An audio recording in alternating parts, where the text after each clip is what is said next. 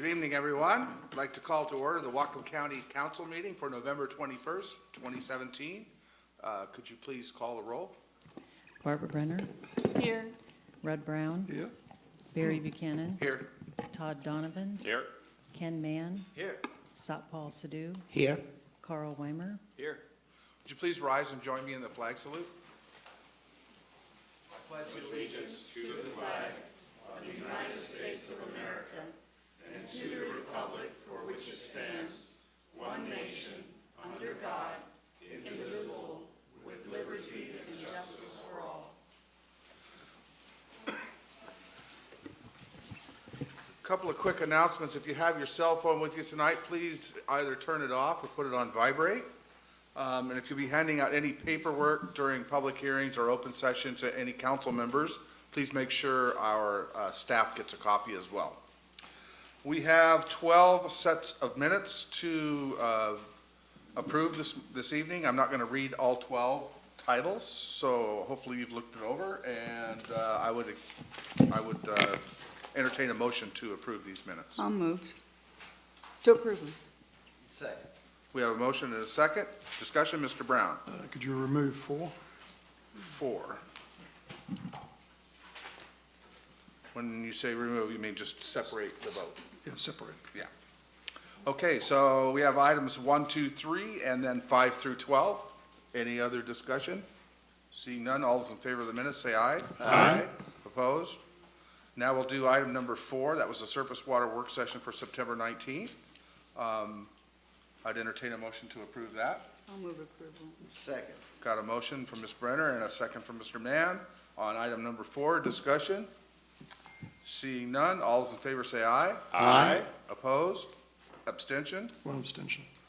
So that passes 6-0 with 1 abstention, and the one before that was 7-0. So we will move to our public hearings. Audience members who signed up at the back of the room prior to the beginning of our meeting will be called first, and you'll be asked to form a line on either side of the chambers. You'll be given 3 minutes to speak to the council. We ask that you, please state your name for the record, and the staff will tell you when you have 30 seconds left, and they will tell you when you're done. So with that, we will go to the first public hearing, which is an ordinance adopting Whatcom County zoning code amendments relating to the Resort Commercial District, Plan Unit Development Chapter, and a new Density Credits Chapter. Is there any staff report at all?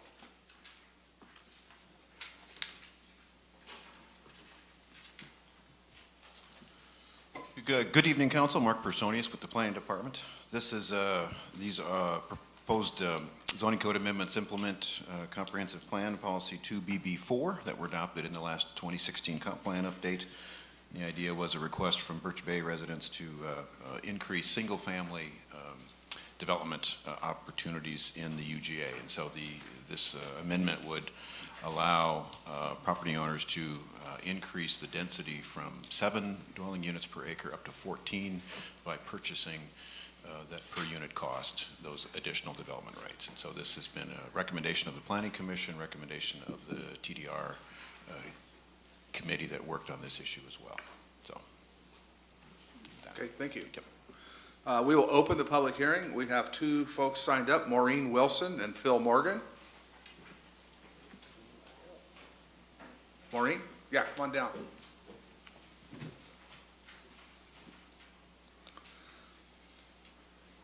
Yeah, right here would be great, thank you. Yeah. Good evening. Just pull it down to you so we can hear you. Good Great. evening. Yeah. Okay. My name's Maureen Wilson, and I manage Birch Bay Resort in Birch Bay, and I'm here to read a statement from the ownership. Let's see. For those who don't know, Birch Bay Resort is overlooking the bay on a bluff and is currently a manufactured home and RV community on 35 acres, zoned as resort commercial in the county non-flood area.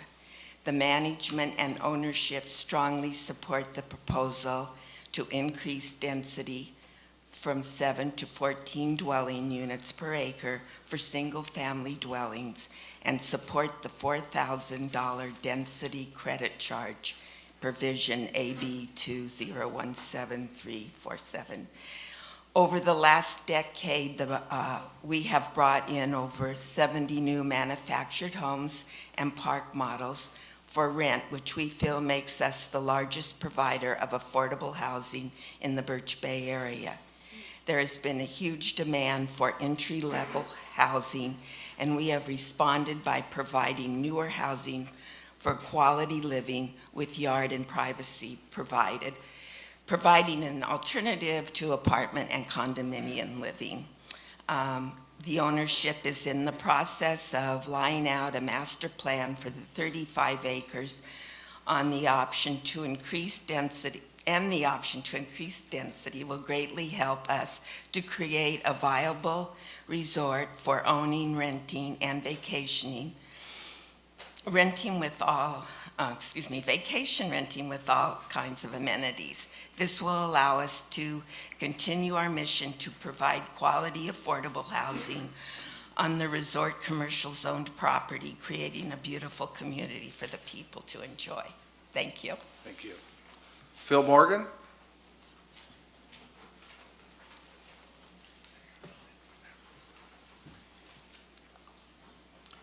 My name is Phil Morgan, otherwise known as Clean Phil. I'm a longtime resident of Whatcom County and worked in Whatcom County an equal amount of time or more. I'm here to represent the people that believe in democracy in the county. And I believe if you do away with the current districting. Phil, excuse me? Pardon? That's not what our public hearing is on.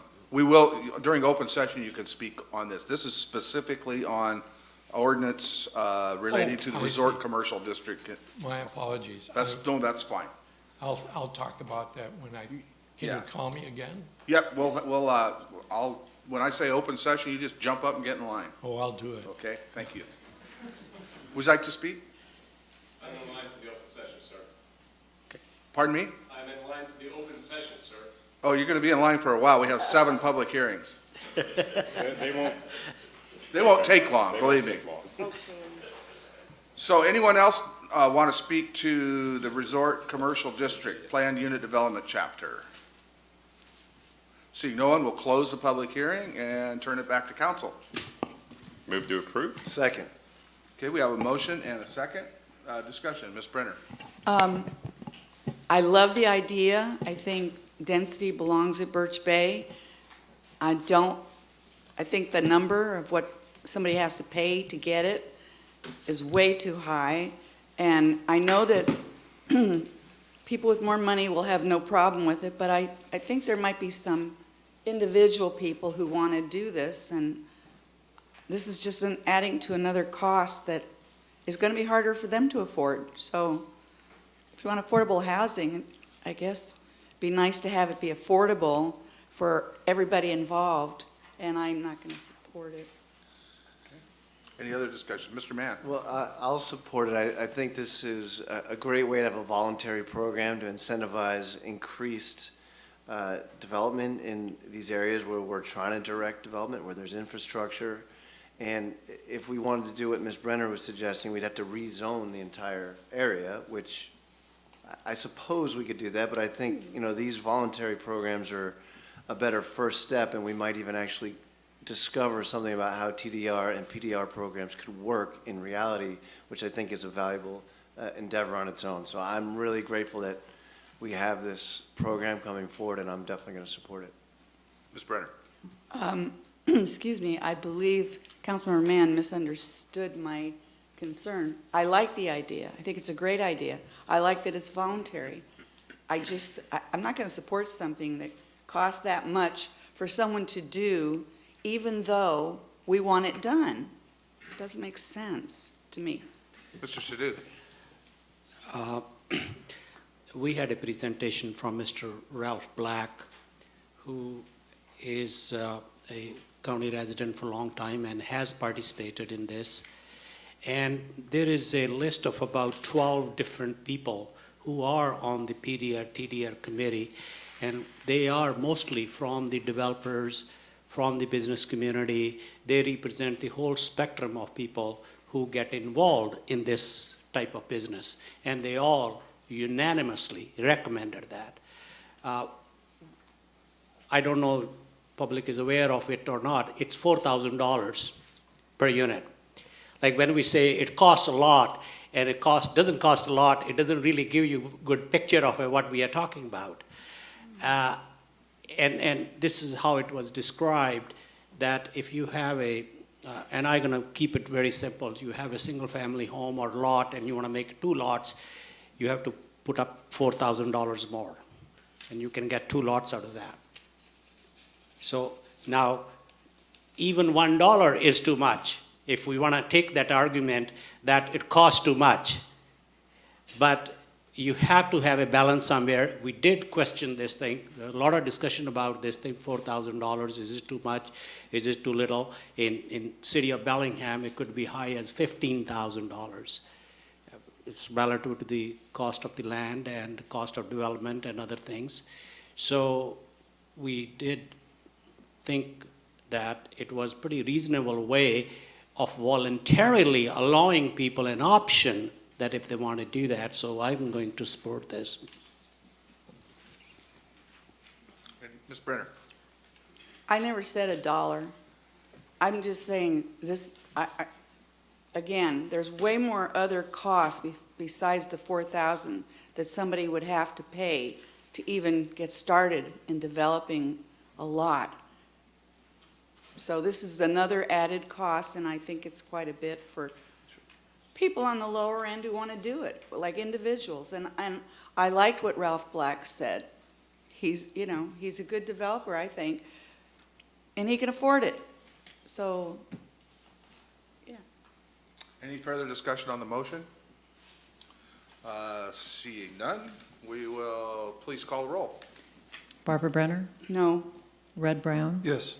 Barry Buchanan, Yes. Todd Donovan, Yes. Ken Mann, Yes. Satpal Sidhu, Yes. Carl Weimer. Yes.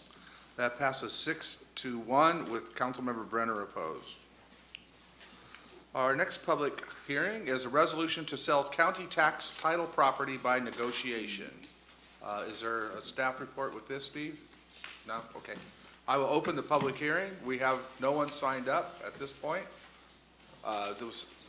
No. It's not It's time still for not open it. session quite yet. We have 5 more public hearings. But they're gonna go quick. They're going to go quick. Does anyone want to speak to selling county tax title property? Seeing none, I shall close the public hearing. What's the wishes of the council? I'll move approval. Second. We have a motion and a second. Discussion? Seeing none? All those in favor say aye. Aye. Opposed? That passes 7-0. Our third public hearing is an ordinance amending Whatcom County Code, Chapter 10.04, establishing the speed limit on a portion of Lake Whatcom Boulevard. Staff report?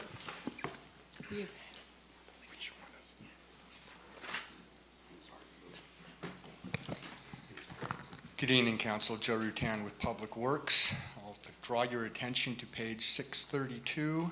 This is on Lake Whatcom Boulevard, where it changes, it's 25 miles an hour as you leave the city, and out at Cherry Lane, it currently changes to 35. I've met with the neighbors out there at a neighborhood meeting, and they've requested to extend that 25 mile an hour zone. My staff and I looked at it, and we can support this request because that 25 mile an hour zone is a problem. It is a problem zone, that it's existing zone that we would like to install your speed is radar sign out there. And by extending this actually provides us a good location. Although I did find out today it's too dark to install a solar one, so we'll have to drop the power to it. But, the outcome of that meeting was the neighbors put together a petition that matched what we agreed upon, and I brought it forward. Good. Questions for Joe? Joe, you said that I don't know, you said the 25 zone was a problem. You meant the 35 zone is a problem? The existing 25 mile an hour zone has speed differential in it. People are going faster than 25. Right. So we, at the neighborhood meeting, I found that agreed point. We all agreed it wasn't working well. Their solution actually worked for my solution, which was getting in that radar speed sign. The other solution would be to raise the speed limit. I'm not bringing that forward to you. Okay. So, Joe, Yes, go ahead, Mr. Mann. this is totally separate from the other stretch That was of, North Shore. of speed limit changes that This we is made. on Lake Whatcom Boulevards. It's an existing 25 mile Okay. an hour zone. We just want to extend it, like I say, from Cherry Lane to the west entrance to Strawberry Point Road. That meets the desires of the neighbors, and it provides Public Works a place to install that radar speed sign. Okay, we'll open the public hearing. Anyone want to talk to us about speed limits on Lake Whatcom Boulevard? Seeing no one, we'll close the public hearing and turn it back to council. What's the wishes, Move council? to approve? I'll second. We have a motion and a second. Any discussion? Seeing none, please call the roll. Red Brown, Yes. Barry Buchanan, Yes. Todd Donovan, Yes. Ken Mann, Yes. Satpal Sidhu, Yes. Carl Weimer, Yes. Barbara Brenner, Yes. That passes unanimously.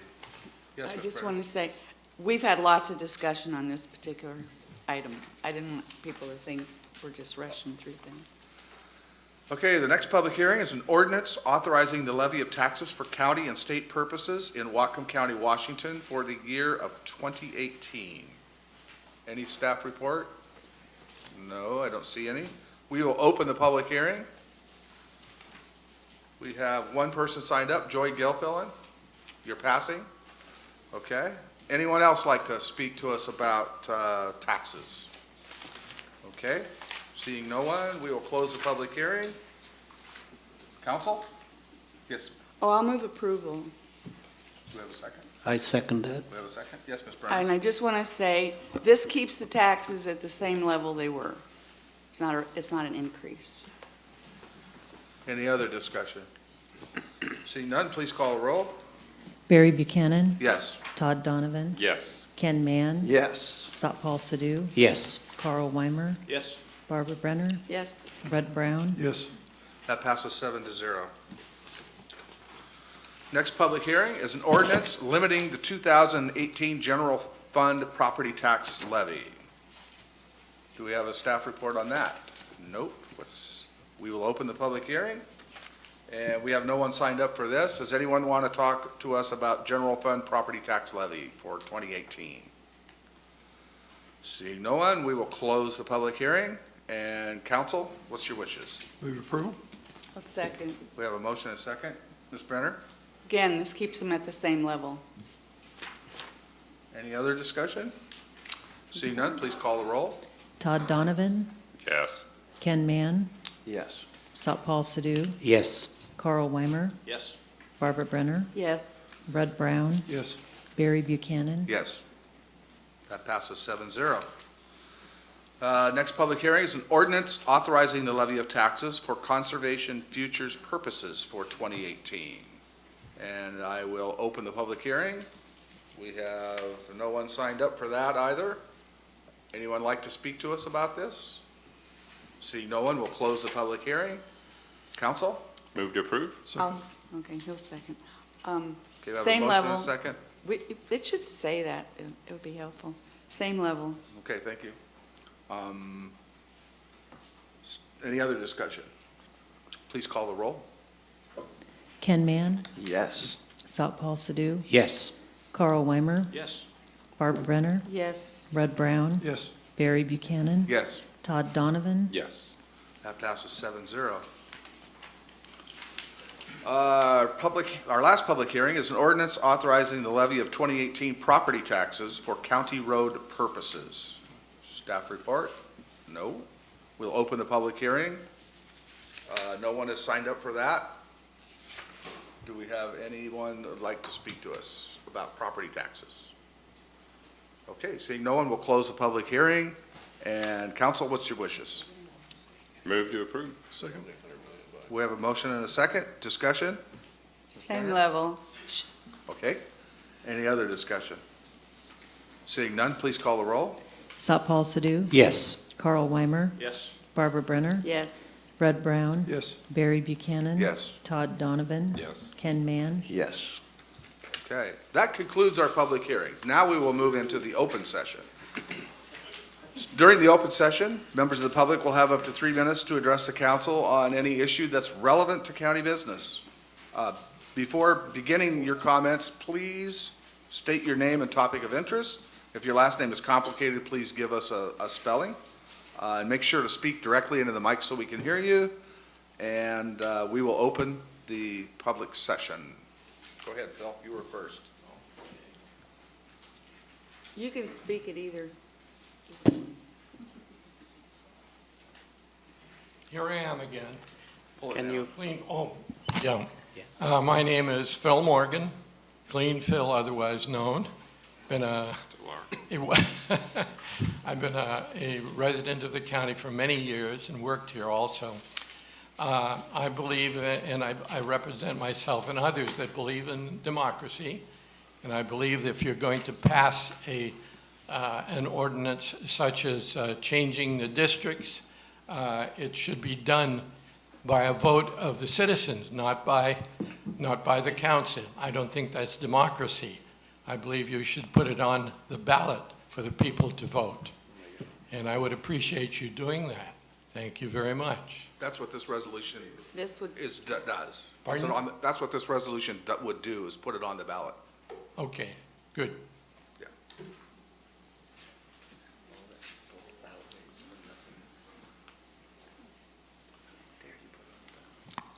I'm John Westerfield, lifelong resident of Whatcom County.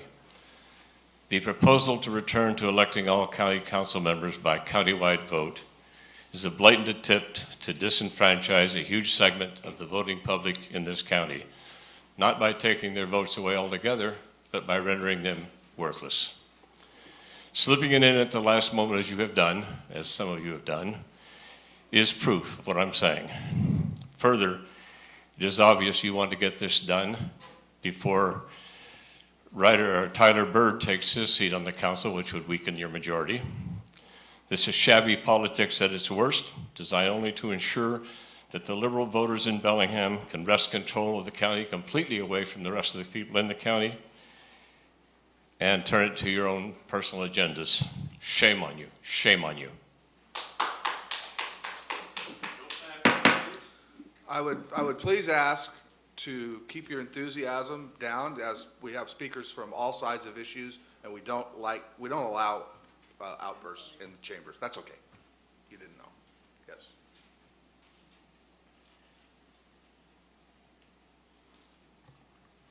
My name is Bobby Burr. That's spelled B-U-R-R, not B-R-R-R. And I'm from the Barclay neighborhood. Here we are again. Predictably, the jail ballot measure failed. When will the leadership in county government get the message? We don't want no stinking oversized jail way out in Ferndale. Here are my suggestions for the future. Institute the reforms to the criminal injustice system recommended by the Vera Institute. Why pay consultants if you don't listen to them? 2, acknowledge that the majority of the people in the jail do not belong there. There are people who cannot afford to pay pretrial bail.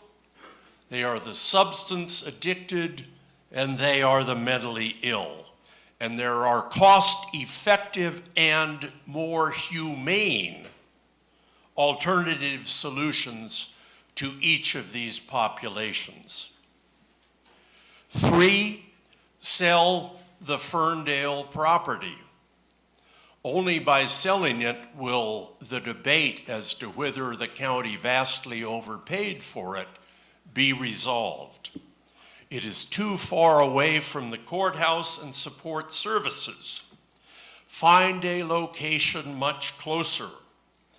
The parking lot across the street has been mentioned repetitively, and the suggestion that I make, regarded as laughable because it makes too much sense, look into locating the jail on the waterfront. It is not like corporations are lining up to take space there. 4, very strongly consider removing the control of the jail from the sheriff's department. 30 Very seconds, few please. counties have the sheriff in charge rather than a Department of Corrections. This should be a priority.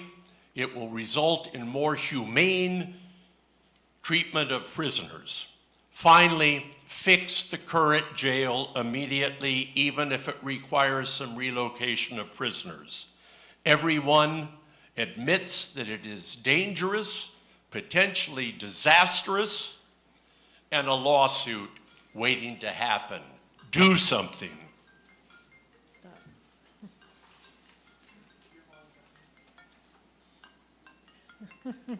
It's not going to work. Hello, I'm Kathy Sable. I'm a 40-year member of the Sierra Club. I'm also a current exempt well owner here in Whatcom County in the rural area. I say that so you know I am pretty much purple. If you say red and blue, I believe in all these things are possible, and I thank you for being on the council and making the attempt to satisfy all these needs. My comment, I have several comments on different things. The written ones are on the reactivation of the Wildlife Advisory Committee.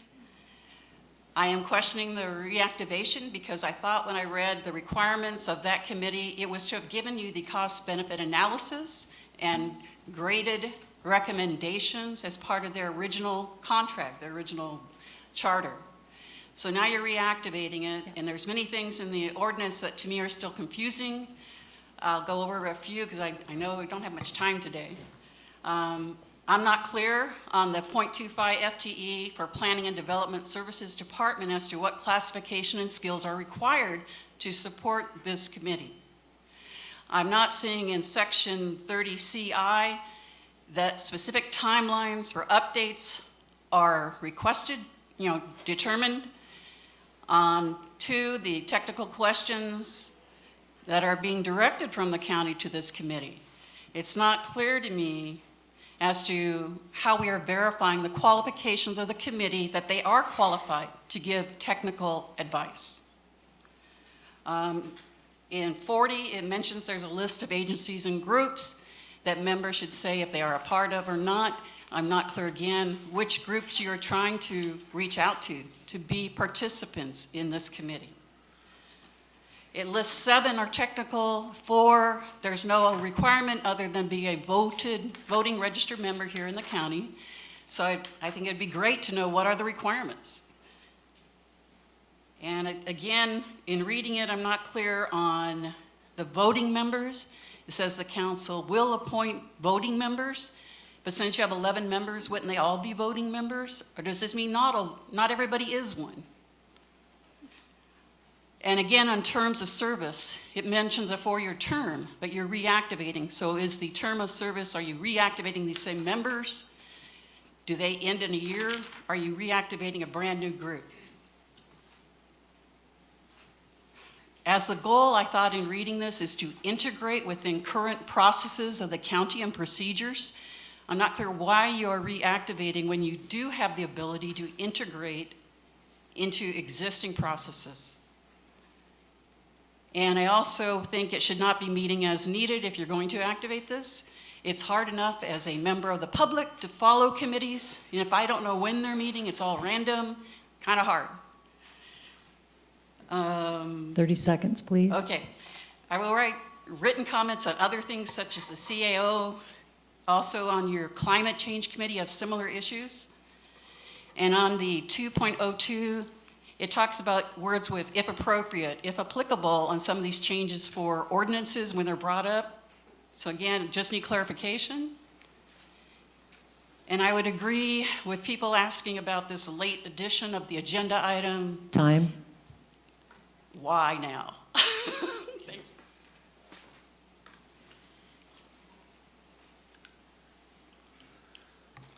Hello, my name is Christopher Bruce Diley. I'm homeless here. I'm following up on an incident I described at one of the last meetings of when the two Dobermans and a pit bull Mastiff Terrier lunged, growled, snarled, and lunged and snapped at me as I walked down the sidewalk on Billy Frank Jr. Street after I had used a library at the university. I had called the police. They just advised me to stay away from the dogs, that they're dangerous. So I went to the Humane Society, and I was told by the Humane Society, both by the staff and by the field services manager, I think it's Paul Evans or Pat Evans, Mr. Evans, they told me that they wouldn't be able to do anything until the dogs actually attacked somebody. And I didn't think that was right, because it's like, if you're a citizen walking down the sidewalk and these dogs lunge and snap at you, vicious attack dogs lunge and snap at you, he said it's a private property, that's their truck, they have a right to have unrestrained Dobermans on their private property. He said, so we can't do anything. Long story short, I was tipped off that that's not correct. I was misinformed. So I went to the university, to the library, and I researched it. This is what I found out. This is the actual code. The Whatcom County code is 6.04.090 regarding dangerous and potentially dangerous dogs. The Animal Control Authority may find and declare a dog dangerous or potentially dangerous if there is probable cause to believe that the animal falls within the definition set forth in WCC 6.04.020. The written complaint of a citizen who is willing to testify that the animal has acted in a manner which causes it to fall within the definition of dangerous or potentially dangerous. And here it is, a potentially dangerous dog. This is the definition under 020. Potentially dangerous dog means any dog that, when unprovoked, approaches a person upon the street, sidewalks, or any public grounds in a menacing fashion or apparent attitude of attack, or any dog with a known propensity, tendency, or disposition to attack, unprovoked, to cause injury or otherwise to threaten the safety. And V is a vicious animal. All right? To a T, that situation is covered under county code. Whatcom County Humane Society should have taken my written statement. I gave them a written statement, but they should have taken that written statement and followed up as the code, as procedure is written out. So the wheel hasn't. 30 seconds, please. The wheel doesn't have to be reinvented here. It's already in there, and they didn't follow the code. As a result of their neglect, I took the matter up by myself and tried to warn residents in that area of this dangerous situation. I was ganged up on. A man's hands were going for my throat. I pulled out my fishing knife. I got charged with display of weapon. I'm facing a possible year in jail. This is where the responsibility lies, is in the Whatcom County Humane Society's neglect to follow procedure. Thank you. Yes, Ms. Brenner? Christopher, you're saying these dogs are running loose on, No, they were unrestrained in the back of a pickup truck in the back of a where they could jump out at any moment. Okay. And they were in the cab. They could come out, the driver's side window was down, so they could jump out at any moment and have attacked me. But all they did was snap and right at my face. They lunged and snapped, but they didn't leave the vehicle, but they could have. That's the point. They had no leashes on. They were completely unrestrained. And if it was a child coming down the sidewalk, they could have been attacked and killed, mauled terribly. So there's a procedure to follow. They didn't follow it. As a result, I'm in huge trouble right now. Thank you. Thank you. thank you. Good evening, council members. My name is Josh Summers from Linden, Washington. I just wanted to thank you for the opportunity to speak to you regarding introductory items numbers 10 and 11. I do not support reversing district-only voting. This was a measure put into place by voters in 2015, and the current district-only voting allows my vote in District 4 to count versus a scenario where the county council seats could all be decided by the people living in the city of Bellingham. We need district-only voting to ensure that the county council is representing all of Whatcom County and not just its most populous centers. In addition, I don't support eliminating the 7-0 vote requirement by the council. If the council wants to change the rules by which its members are elected, we have a process to include citizens' inputs in the charters. This measure attempts to bypass the citizen input by changing what we, the citizens, said we wanted. Thank you. Thank you. Hi, my name is Kit Muehlman, Muehlman, and I'm here representing the Fair Vote Washington group in response to a potential change in the district-only voting and the all-district voting, because there are other options besides those two. We'd like to see a proportional style, a system that would represent the voters more fairly. When we vote for individual seats, the threshold for the winner is 50%, or the majority, and a smaller voting bloc has no chance of getting representation. If we had proportional representation in a 3-winner election, the threshold for a winner would be 25% plus 1. In a 4-winner election, the threshold for a winner would be 20% plus 1. So I and the Fair Vote group request that the Whatcom County Council consider a method of proportional representation in the election of the County Council when such local options are passed by the state. The County Auditor's Office is looking at new voting machines, and all the machines have ranked choice voting and proportional representation options. And there are lots of wonderful other ways to vote for Sisters of Proportional Representation. This is a textbook, but I'm halfway through it. So, thank you. Thank you. Stas Dorokov, S-T-A-S, last name D-O-R-O-K-H-O-V.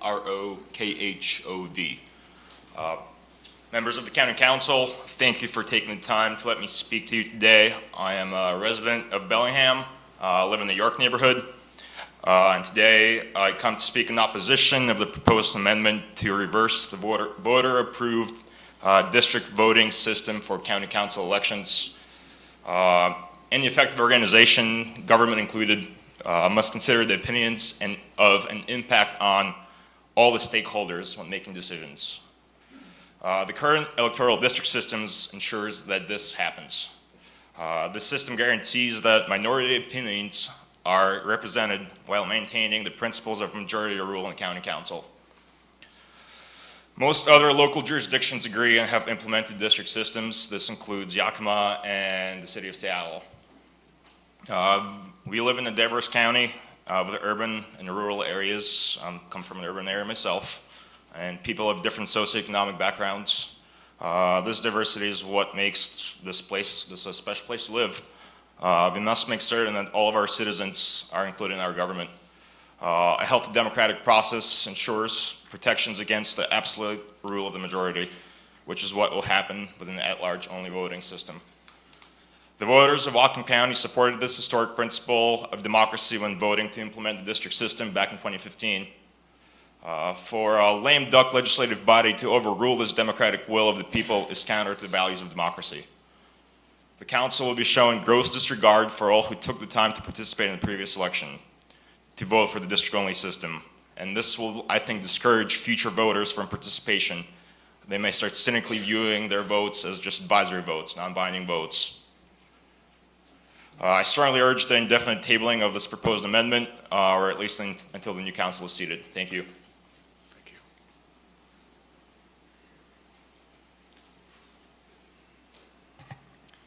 Good evening. My name is Stony Bird. I live in the York neighborhood, and I'm also going to talk about the proposal to return to countywide voting for the council.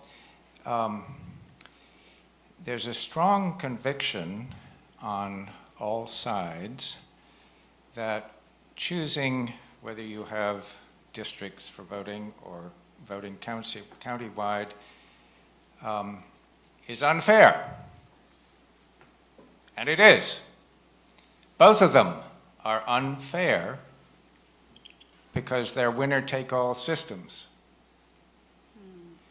And that means that has happened in the 2013 election. 53% of the voters get 100% of the representation. There are many places in the world that have seen this problem with winner-take-all elections, and they've adopted a different system, commonly called proportional representation, or sometimes called multi-winner ranked choice voting. And if the council decides that it wants to proceed with this move to, well, it can't proceed, but if it wants to propose to the voters that we all proceed to a system of county-wide voting, what I hope you will do is put with it a system of proportional representation. One was proposed in the Charter Review Commission that met 2 years ago and came within one vote on the Charter Review Commission of being put on the ballot.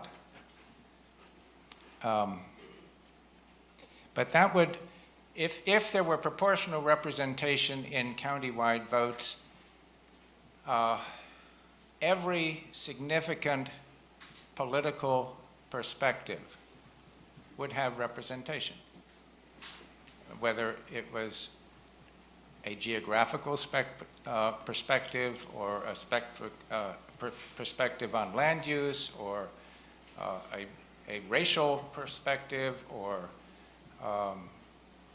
in places where proportional representation has been adopted, women are more commonly elected to public office. 30 seconds, please. But the point is that every significant political perspective would be represented through the system of voting, and it wouldn't be predetermined by where you drew the boundaries of the voting districts. So I hope you'll consider that.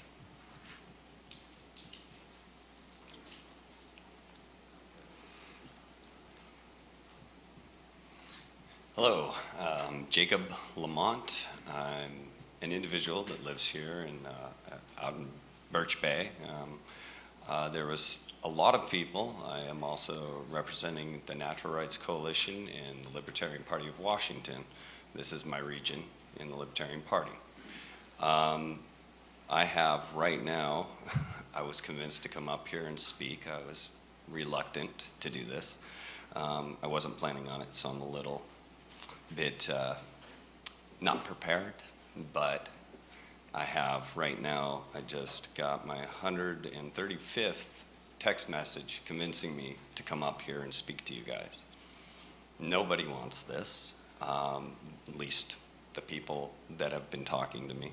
We voted for this system because it was a lot fairer, if you will. I have to agree with two people that came up here. There's better ways, in my opinion, of doing this.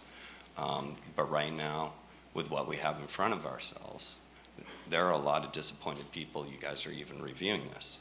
And there was a point in Yakima, somebody brought up Yakima 2 years ago, and it was blocked by a court. And so I think the consensus is overwhelming. Nobody wants us to even see this on the ballot. We voted for it. It's turning out a little bit more balanced, and I believe that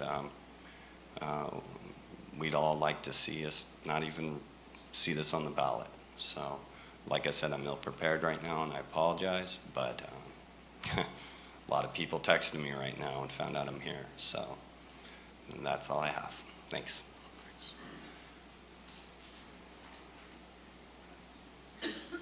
Hi, my name's Carly Storms. I'm a resident of Whatcom County, well, specifically Bellingham. So I'm just here to talk about the Paris Climate Agreement ordinance that y'all are looking to pass. I'm confused about where it is in the process. Can you answer that real quick? Like, were you? It's just been put on the agenda. Okay, cool. Yeah, I looked it over, both the drafts, and I think you're missing something. I think we need to remember to acknowledge the original caretakers of this land, the tribal people, the Coast Salish people, and there's no language that acknowledges indigenous knowledge or indigenous ways of knowing how to caretake land in this climate agreement. I know even in the original Paris agreement that it's kind of loose, but I would recommend that we add some language that gives that window to bring more Native voices in, which I think could be really valuable in aiding us in getting to the goals that we want to.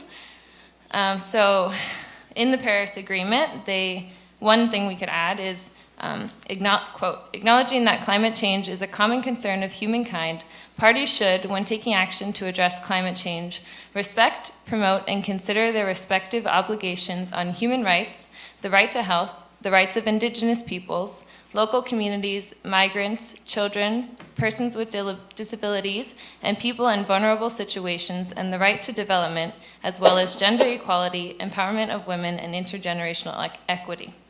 I know that's a really big statement, but it kind of just goes to include, voices that need to be included, that I think the little blurbs you all picked out, or I don't know who set up the ordinance, but picked out kind of missed. So I think that would be a good addition.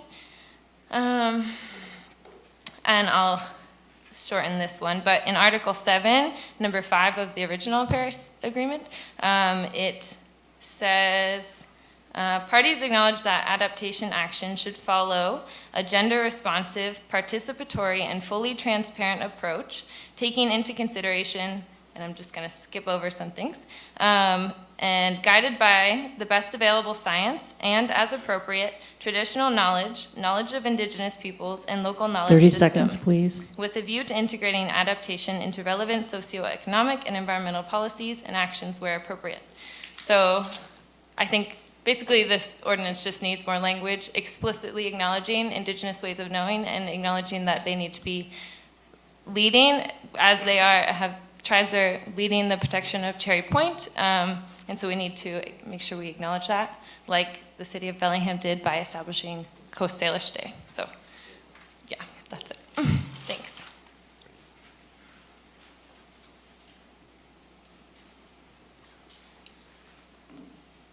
Hello, council members. My name is Darrell Groves. I live in North Whatcom County, and I just wanted to speak briefly on the proposal to change or to go away from district-only voting. You know, the Charter Review Board, they did their job, and they put district-only voting in place, and it was quite recently, just 2015. So I'm not sure why we want to change it. I think they did what they needed to do. It was something that was approved by voters. And you know, I just want to say I think it's great because I do think it is kind of a microcosm of what we have nationwide. It's representative. You know, we live in a constitutional republic. We have representatives that take, based on geography, where we live, we send people to represent us. And this is kind of a microcosm of that. I'm in North Whatcom County, and people there can elect the person they want to represent them, you know, where you sit at the county, in the county commission. So I think it's a good thing to keep, and for that reason. And I would just also stress that, you know, it's different across the county, and geography sometimes plays into individual concerns. The jobs are different in North Whatcom County than maybe they are in the city. Urban and rural, they're different, you know. And so when people get sent to represent the folks that they, you know, the place where they're coming from, you get diversity. And I would assume that all of you value diversity. And I think that is something that is needed on your board right now, because I don't honestly see a lot of ideological diversity, and I look forward to seeing that in the future. Okay? So thank you for listening.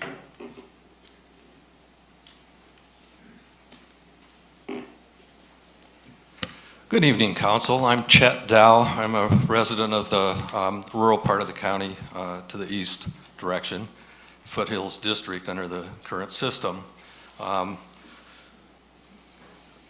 came to express really outrage about what is being proposed here. That Mr. Groves and others before him were speaking about. The voters in 2015 approved the measure that the Charter Review Commission put forward, and Councilmember Donovan sat on that body, participated in the debates, and knows the whole background. In fact, probably had a lot to do with authoring some of the various processes that came forth. As I recall that measure, you had a couple of them. And in any case, Chair of the Charter Review Commission, Ben Ellenboss, wanted me to be sure and pass along that he's kind of disappointed in what you're considering doing here, and that he doesn't think it's the greatest idea either. The other thing is the public process here that's being followed right now. And I hate to say it, but in my unhumble opinion, the business of doing revisions to the council agenda at what I would characterize as the last minute is a practice that I would hope council would consider, except for routine matters and stuff like that, which is done all the time and that's understood. But something like this, to roll it out on Monday, the day of a week that's a holiday week, when people are out of town, it was done late enough in the cycle that it's not, if you go up online and stuff, it's not in the regular places. You have to be really, really dialed in as a citizen to even know what's going on here. So as a consequence, we're depressing any discussion or debate about this thing, and you're going to come back here in your meeting after Thanksgiving, and the only meeting in December. 30 seconds, please. When somebody characterized it as a lame duck body, but you're going to come back here and consider that and vote on it. And I just think that's bad government, period. On a quick note here before I'm off, there are parts of the county that are really disenfranchised under what's going on here. There was transition language written into the Proposition 9, and those of you that supported that, and most of you did, Time. Yeah, that was sold as fair and equal representation. Well, the 5 districts, that's fine, but there was an at-large seat added to the mix, and it's a transition. And 4 and 5 out in the rural part of the county, the way the language was written, the people don't even live in the district. Okay, that's your time. Barry.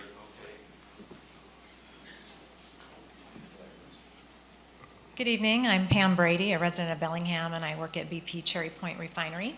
Thank you for the opportunity to comment this evening. I'd like to comment first on the introduction of the Climate Impact Advisory Committee and then briefly on the charter amendments. I sat in on the work session earlier today when the committee discussed this push to form the committee, or when the council discussed a push to form the committee in 2017 to meet a self-imposed deadline. And Councilmember Weimer expressed that he thought there was not a plan to have a public meeting on this topic, and I think that's concerning. And I would encourage the council to slow down and take more time to receive stakeholder input on the formation of this committee so that the work of the committee might be more informed and useful. For one thing, as I read the committee membership provision, there isn't a designated voice for energy providers, neither utilities nor transportation fuels manufacturers. It appears there could be a lack of necessary technical expertise by design. And yet there are a number of stakeholders in this community who could be very helpful here. And a committee like this would reasonably be expected to have a high level of technical expertise. I think if the council takes its time to receive feedback from the community from a wide range of stakeholders it stands to reason that they will be more likely to have better outcomes from the committee in the end. Regarding the charter amendments on the revised agenda, I'm concerned and I'm disappointed to see that the council is going in this direction. It seems we have been here before, very recently in fact, and the voters have spoken. Regretfully, this is not the first time that the council has attempted to do something very controversial in advance of a major holiday when many people are focused on family or they're out of town. And this item came across my inbox late last night, and I have not had the time to fully inform all the stakeholders in my business, though I know that many would be very concerned.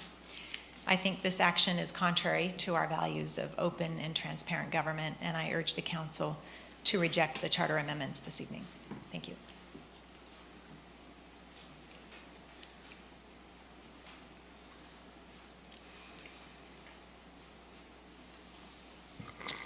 Hello, my name is Pat Simons.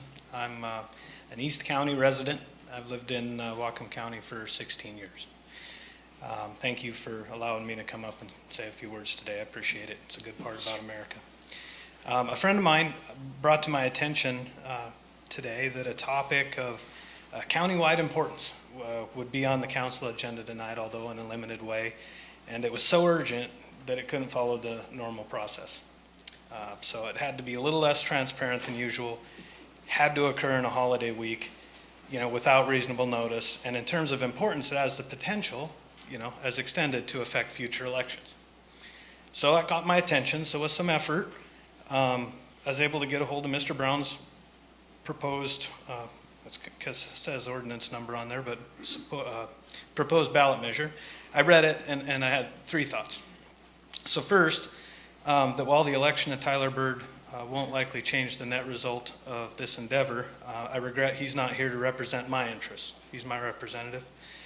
In a lame duck session at the 11th hour on a holiday week, the council could be perceived as trying to manage the rural population with something that looks like gerrymandering.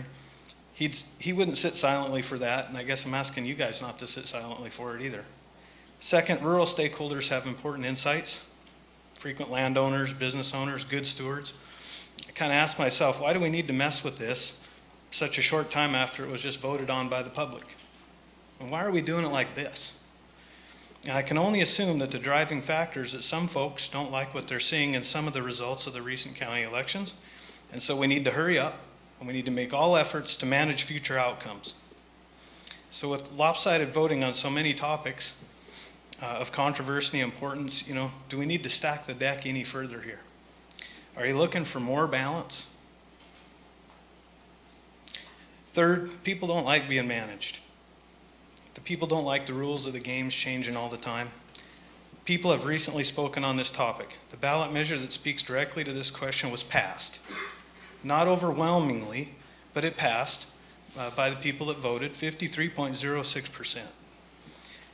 I found it laughable a bit that the 11th listed whereas statement in Mr. Brown's submittal assumes the voters must have been confused because the jail measure was also on the ballot, and that was actually rejected.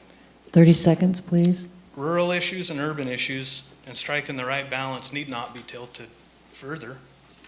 The issue needs not be voted in the affirmative, and I hope at least one of you will vote for a balanced perspective on this. Thank you.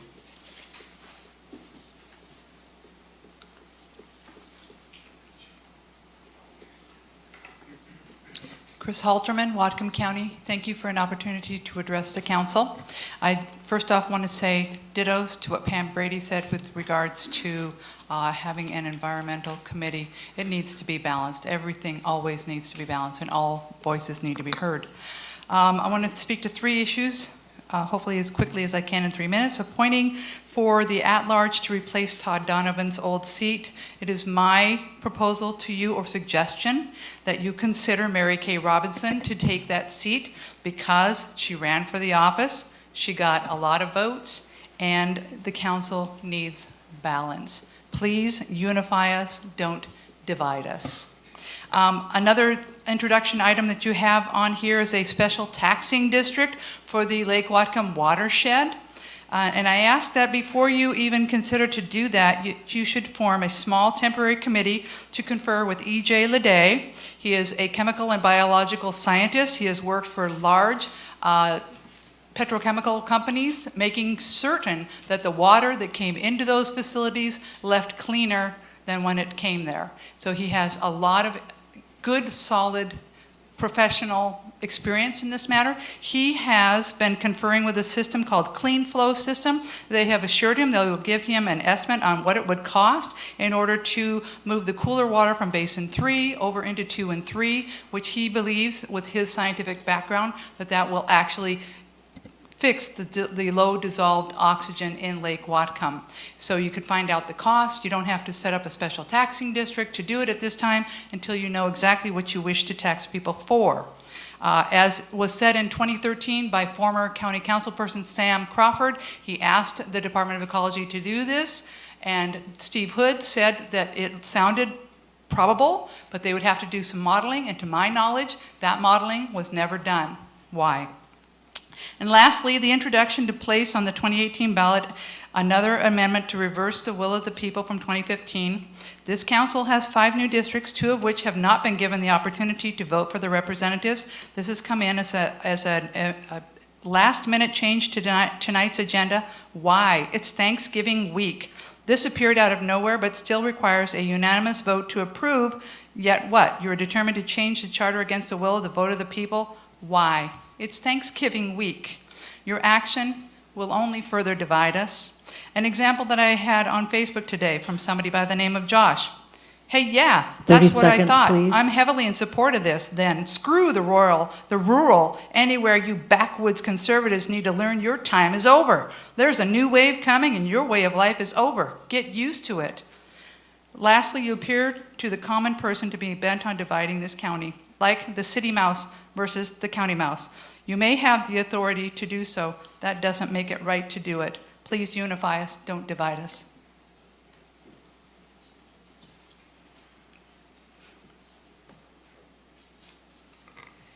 I'm Joy Gilfillan from Bellingham, Whatcom County. I'm here to share the opinions of the Restorative Community Coalition after our board met and after we had a broad public meeting with many different diverse groups present. In short, here are our recommendations regarding the jail issues. 1, we believe we must hire an intermediary to get the jail fixed immediately. Do not allow the sheriff, the prosecutor, the executive to interfere in what needs to happen. The taxpayers just defeated the tax by an 18.5% margin after 4 years of heavy lobbying by these officials. These top 3 law enforcement officials have clearly been obstructing the repairs in the jail on purpose. Their neglect has led to the conditions in the jail being inhumane. These men are the ones in responsible charge, which means they are operating it illegally on purpose when they have choices not to do so. These officials have Whatcom County codes that allow them to reduce the jail population in any emergency or overcrowding situation. They have chosen not to do so. Based on statistics and recent reports, instead, they are pushing the occupancy rates higher in direct opposition to law. The sheriff, the jail director, and prosecutor all have discretion to change various rules and regulations to allow people to go into different programs, get released, and more. They've admitted this. They chose not to change their rules, even when the Vera report shows that there are better solutions and choices that would reduce the safety problems. That's the evidence here today. The county executive has the ability to allocate funds differently and has intentionally chosen to withhold making corrections to life safety issue according to his own statements, because he was spending his time, in essence, lobbying to pass a tax. 2, implement all the possible options of the Vera Institute of Justice, empower the Incarceration Prevention Reduction Task Force to expedite actions. Your judges and many people on the task force understand the problems and have proposed good options. Help them, don't obstruct them from implementing jail reform now and justice reform. 3, invite community groups to deliver their strategies to you publicly. Our coalition has offered to deliver our plan, which includes establishing restorative justice programs, trauma interception programs, along with the Restore a Life Center, to establish Job Corps style training and reentry programs, and more we wish to present. 4, establish a new method of inviting public comments and collaboration. Again, our 30 coalition seconds, please. offered to put together a public process for gleaning exceptional solutions from the people who have actively resisted the jail and who have been working on local justice reform. We are asking to present our proposals to the County Council on December 5th for your consideration. We request a 30-minute time slot to present solutions and answer questions for the public. I also am opposed to this. This is a personal note. I think it's a real mistake to have this charter review conversation right now when we have other critical actions on the table. This is a snookery game. I don't Time. like it. Thank you.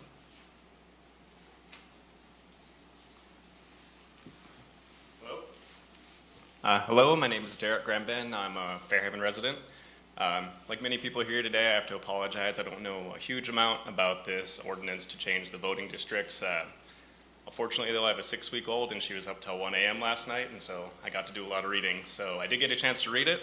I don't have something prepared because I didn't have a lot of time, but I will say, though, there's a couple things that concern me about it. I don't like the fact that I don't like the old method because I like knowing who represents me. I like knowing that there's one specific person. Woo. Wow. Somebody back there. It wasn't really that impressive. Somebody leaned against the. Mike's got it. Somebody backed into the light switch. Luckily, we have the facilities manager back there. I got buttons here. It wasn't you. Yeah, it wasn't you. We can And start you- his time again, right? And we'll start your time over. Where was I at? Yeah, I personally like it. I think I had the chance to vote on Donovan's election this time. I like knowing that if I have a question or a concern, I can go to you directly. I know you were the one I voted for, one way or another. And I think it's better. I think it allows everybody to have a say. And in general, I mean, I know both systems aren't perfect. I read some of the verbiage in there about no taxation without representation, that kind of thing. I understand probably what you're getting at, and I'm interested to see what you guys have to say. But I think there's better ways of doing it, as some other people have mentioned, and I think that you should table this. I would ask you to table this for now, go back to the drawing board, let the next council probably vote on it, let them have their say when they come in. They'll be in the future of this county, and let them have say on how this goes. And in particular about, you know, who's representing me. I also did some reading last night about the Climate Advisory Committee that you want to put in. I have a lot of concerns about it, so it's probably just best to talk in person with whoever it is that's representing me personally. But I think these types of policies are dangerous because a lot of times they put into place policies that don't actually help the situation. They just make it look like you're helping, when in reality you're doing harm more than good. So I think we should talk about that more, bring in more industry representation, and I think we'll get a better result. Thank you.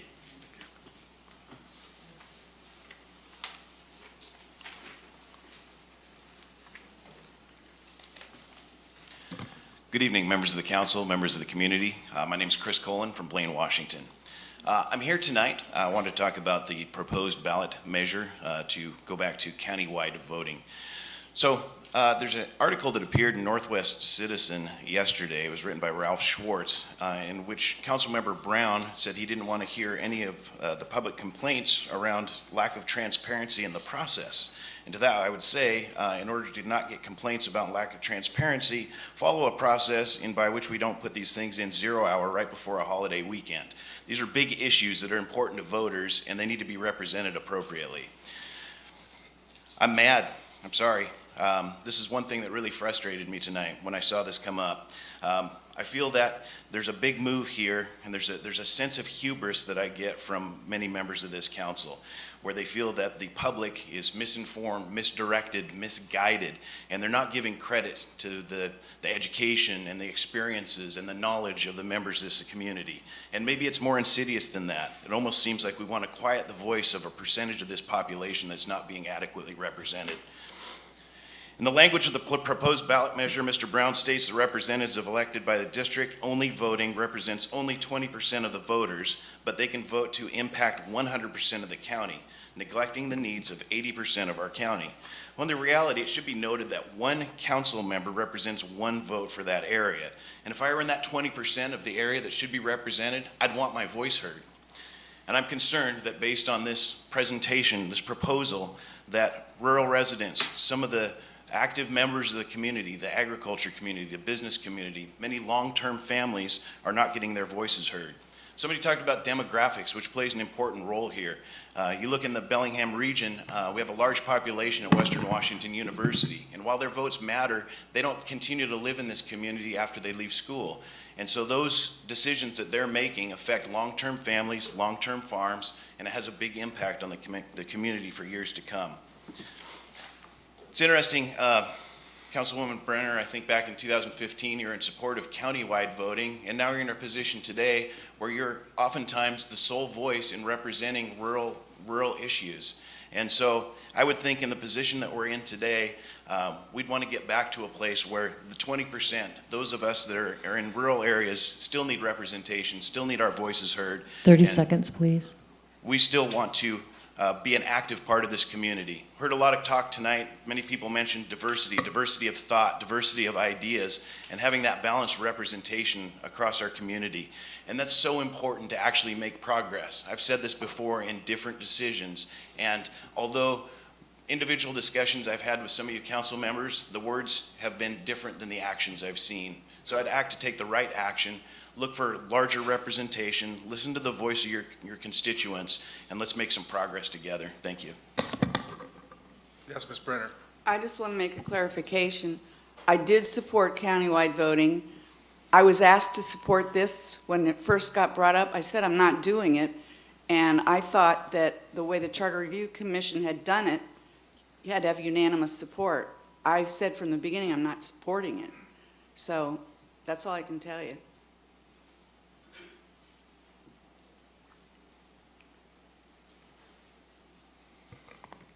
Good evening. My name is Michelle Smith. I'm a resident of Bellingham, Washington. And I came thinking I wanted to talk tonight, and then as I heard person after person after person say the same thing that I wanted to say to you, I thought, well, why do I need to get up and say the same thing? And then I realized, who am I to not get up and be one more voice in the message about voting and representation, and making sure that all the voices in our county are fairly represented in the way we vote, in how our representation sits, in front of us here at the county council. We've had a very homogeneous county council since I've lived in Whatcom County for 14 years, but have really been following activities in the last couple of years. And I think one of the things that's been most frustrating for me is to come to these meetings and hear a predominance of one voice, and yet have the county council decide something else. So it's frustrating to me to come to these county council meetings and hear these public meetings and hear the public, who are the voting public, the tax-paying public, representing all different walks of this county, come to you and tell you what's important to them, and then feel like the decisions that are being made by the county council are based on personal bias, judgment, whether it's party lines. I don't know what it is, but I don't feel like our county council is representing everybody in the county. And it doesn't matter what party that I vote for. I still feel like democracy is about making sure that every voice is heard, that those who didn't vote for you are represented, that those who didn't vote, period, are represented, and that you take that sacred obligation and you do something important with it. I think putting this to a ballot is like asking the foxes who should watch the hen house. And I just don't think that's right. So thank you for hearing me.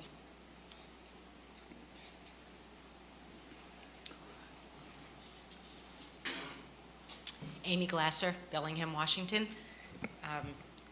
I got here a little late, so I'm probably going to be repeating, but I'll just make it very brief. 2 years ago, we all voted no on the jail. We put a lot of money into the council's majority saying we should put it on the ballot. The sheriff, everybody around there, spent a lot of money and a lot of effort, and I'm going to guess a lot of time on trying to convince the public to support it, and we voted even more against it this time. Now, 2 years ago, we all voted on the charter and who would vote in what districts and did all of that. The county and the people made a decision, And I gotta say, even though I'm obviously supportive, everybody knows my politics, of most of the people on the council, it just really looks like sour grapes. You didn't like the result, and so you want to change the game already. 2 years. It just seems wrong, like I'm assuming a lot of other people say, when we have so many other things to focus on. And to have a public hearing on December 5th is like having one right after Thanksgiving and before Christmas. You're not going to have the people who really care all be able to be here to talk about it, and then you'll make the decision you want to anyway. So please don't do something like this. It makes you look like sour grapes, and that you're going to do what you want because you want it. And I know the big people vote, but it doesn't look right. So that's just what I have to say. And please support tiny homes now, not later.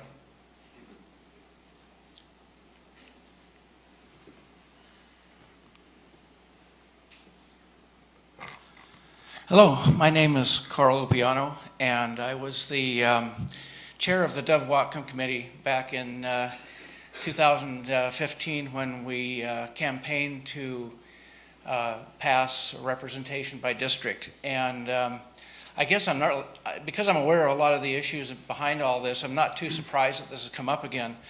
But I am a little surprised by the way it has been brought up, and I've listened to a lot of the testimony and that's come out in the last few minutes, and I agree with a lot of it, but I have noticed that there's a fair amount of confusion over what effect this ordinance would have.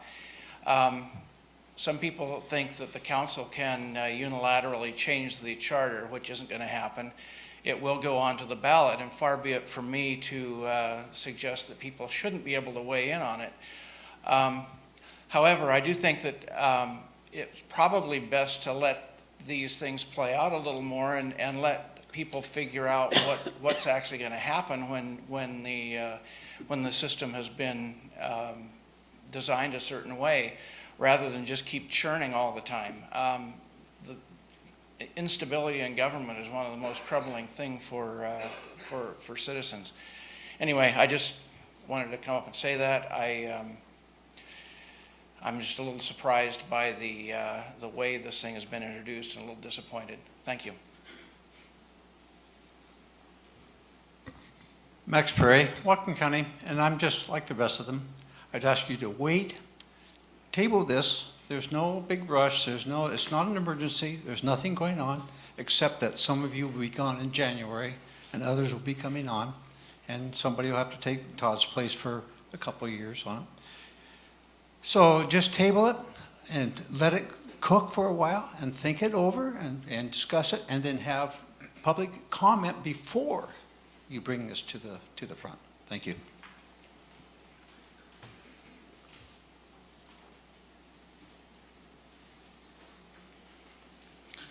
Cliff Langley, Whatcom County. First of all, I'd like to commend this county council for its shrewd implementation of a plan to eliminate political diversity. And then on a different note, it's Thanksgiving, and I'd like to read a proclamation of the President of the United States. Whereas it is the duty of all nations to acknowledge the providence of Almighty God, to obey His will, to be grateful for His benefits, to humbly implore His protection and favor, and whereas both houses of Congress have, by their joint committee, requested me to recommend to the people of the United States a day of public thanksgiving and prayer to be observed by acknowledging with grateful hearts the favors of Almighty God, especially by affording them an opportunity peaceably to establish a form of government for their safety and happiness. Now, therefore, I do recommend and assign Thursday, the 26th of November, next to be devoted by the people of these United States to the service of that great and glorious being who is the beneficent author of all the good that was, that is, or that will be, that we may then all unite, rendering unto Him our sincere, humble thanks. The favorable interpositions of His providence, which we experienced in the course and the conclusion of the late war, for the great degree of tranquility and union and plenty which we have since enjoyed, for the peaceable, rational manner in which we have been enabled to establish constitutions of government for our safety and happiness, and particularly the national one, now lately instituted for the civil and religious liberty with which we are all blessed, and the means we have of inquiring and diffusing useful knowledge, and in general for all the great and various favors which he hath been pleased to confer upon us.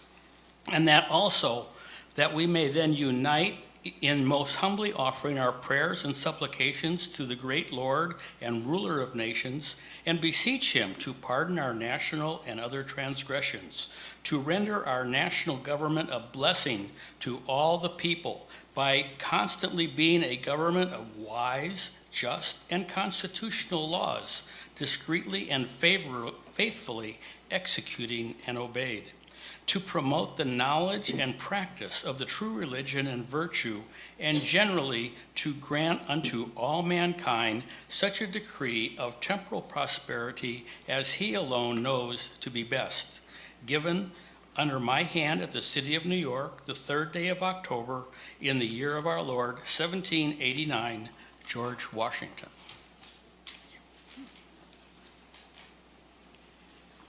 That was a nice change.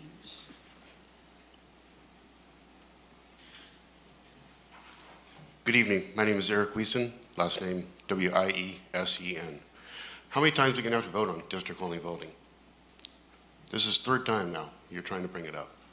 We did it in 05, we did it again in 07, and now we're doing it again in 15, and now you're trying to do it a 4th time. How many times are we going to do this? The will of the people has spoken. I think you need to let this rest. How many of you on this council would be here if you were subject to district-only voting? I'm not sure I understand. Okay, so Barbara, what district are you in? You're in District 2, correct? Not anymore. I'm district, it's farmland. I don't know what, I can't remember. I think it's so 4. the individual representative districts that you were allotted to For now. represent, and county-wide, I'm going to use my father's example. He was, I think, District 2 back in 05 and ran. He won his district by a pretty substantial margin, but lost by 57 votes, mostly out of the Fairhaven area. There is more county council members on that board that are on the board because of Fairhaven that wouldn't be there based off of the rural areas' votes. That's what I'm getting at. And that's what you're getting, that's what you're trying to get away from. So, as I said earlier, how many times are we going to do this? We need to table this permanently until the next charter review in 10 years. Thank you.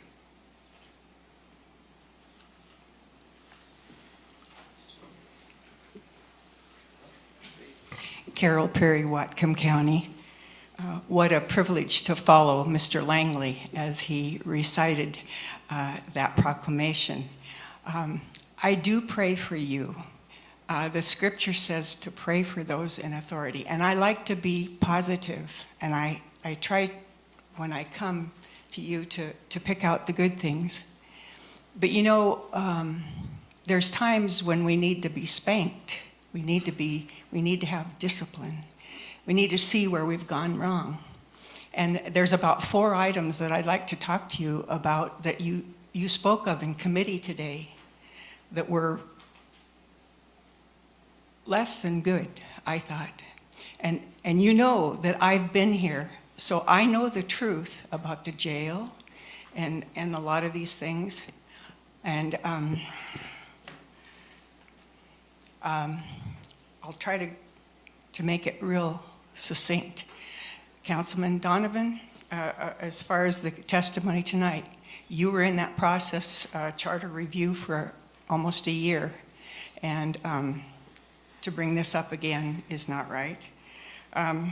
Councilman Mann, the charrette that you talked about, and bringing the public into the process of the jail. And Councilman Satpal Sidhu, you too said we should bring the public and show them what I would put it this way, the millions of dollars that have been put into studying the jail, DLR, all the studies, all the consultants, over and over and over again, all the money, the staff time, the time that you've put in to the jail. This has been I know I've said this before, but it's true. You say, let the public know what the jail is like and so forth. I'm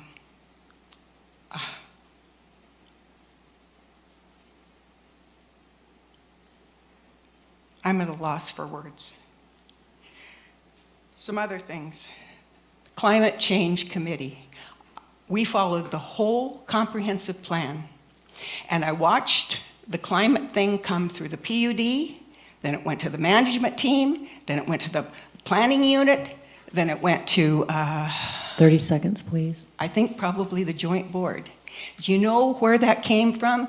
That was a $300,000 thing that came through the Nutsack tribe that was about climate change. I testified against that at every level. It's not settled science. Our national government proves it. We have people in the community that are in totally different camps. Time. The executive tried to inform the people of this county. You need to do the same thing. Draw up a little bulletin, something to tell the people why we need a jail.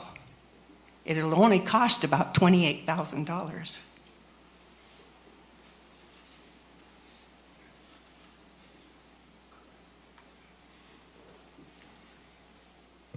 Good evening, council members. My name is Brian Walkenauer.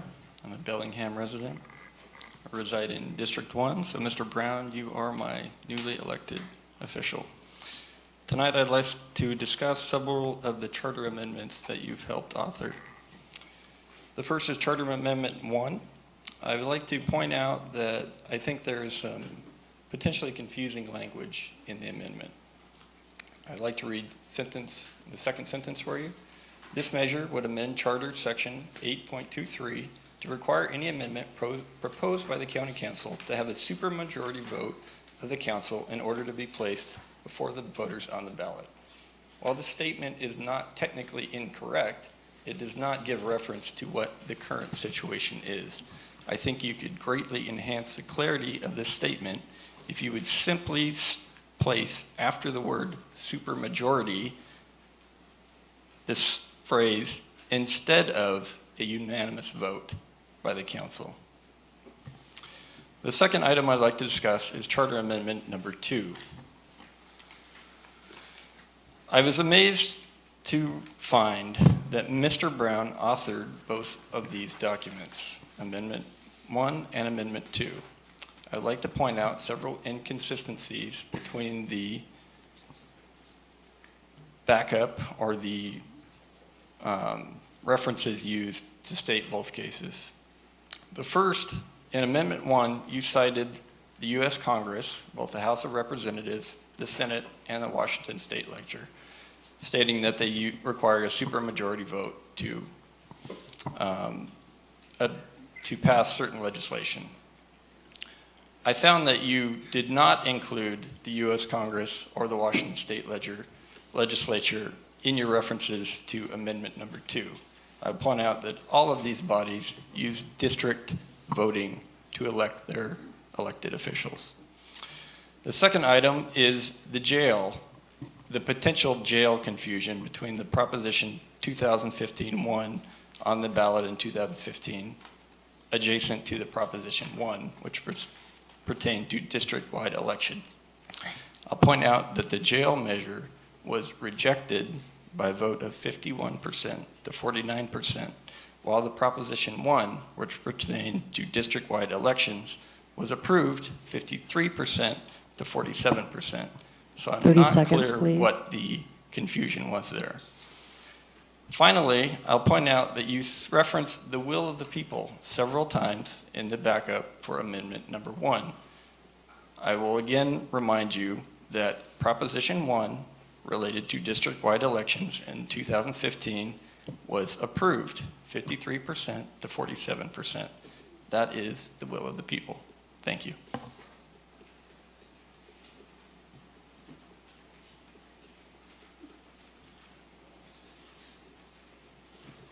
My name is Leslie Higginson. I'm a resident of Ferndale, Washington, and thank you for allowing me to speak tonight. I'd like to echo some of the comments I've heard tonight that I'm rather dismayed about this amendment proposal coming at the nth hour, and you can see the impact on how many people are here to talk to you about it. I'd like you to reconsider putting that proposal up and not do it. I don't think it's a good idea for Bellingham to decide the makeup of the county council. So that's about all I have to say. I echo also the anger of other people. This does make me angry, and it makes me distrust my elected officials. So please reconsider so I can have more trust back. Thank you. Anyone else like to speak during this open session?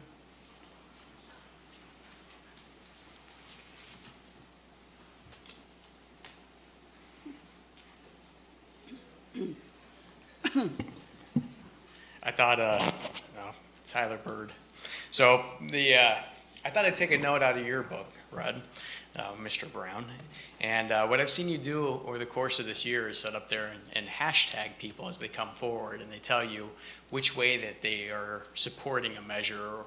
And so I took that, and I sat back here, and I took a little record of every single person, and then I went through the emails that came into the council today. And I looked at every email and said, are they for or are they against it? And what I thought was interesting is there's only one hashtag for your measure today. And that's actually a mistake, because that's Amy, because I could have sworn Amy was going to be on your behalf for this. And she was actually against it. And what I thought was really interesting about this was there was a number of people that came up here today that are progressive individuals that would disagree with me as a conservative on a lot of things. But they came up here today and said, what you're doing is wrong. This amendment is wrong. It's not the vote of the people. It's the shady, dirty, ugly politics that got me to want to run for office. It's the exact same thing that people are disgusted about at our national level. And I would sit here and I would ask you, I would say, why? What's the point of this? You've structured all of these councils, these districts, in a way where you have the opportunity to continue to control 4 of the 7 seats. You'll maintain your majority on the council by your statistics, by your numbers, by your own measure that you put forward at the same time. And so the only reason that I could possibly come up with that you don't want district-only voting is because you don't want people to sit up here like me that might disagree with you. And why would that be? Why do you not want contrary opinions to yours? Is it because you don't have the facts or the data to support your opinions? Is it because you don't have the ability to articulate your measures and your opinions in a way that will sway the audience and the community in your behalf? If you could control the 4, what's the problem with having 3 people that disagree with you? What's the problem with bringing balance back to our county council? And Mr. Mann, sorry, I know some of you personally, so I'll try not to use first names, but I know you're leaving, and this is your last one of 2 council meetings. And I would ask you, you've heard what these people have to say tonight. Is this the legacy that you want to leave? Do you want to leave on a legacy in which people look at the county's decision to put this on the ballot so it's not on the agenda during a holiday weekend in which you know no one's going to attend, during the last 2 meetings of the year at the very last minute to get it on the ballot, and have them say, you know 30 what, seconds, this please. is dirty, shady politics, and that's what he stood for? Or do you want them to look at the decisions that you've made over the course of the last 8 years and say, he did some things I disagree with, but he did some things that I agree with, and overall, he did a good job for us? I think that's a decision that you're going to have to make when you sit up here and you vote on this tonight. Overall, this isn't the way politics is meant to be. It's not the will of the people who have put these procedures and these Time. policies in place. And I think that you need to continue to follow what their intentions are and not what your own objectives and goals are. Thank you. Anyone else like to speak?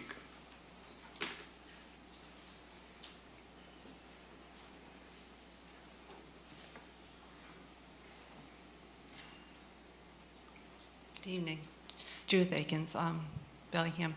I came in late, so I don't know what was said, but I'm in favor of the climate. committee, and I don't think there's anything wrong in appointing a committee to study about what we need to be aware of, whether we agree or not agree, and to appoint people that can disagree and talk about it. Thank you.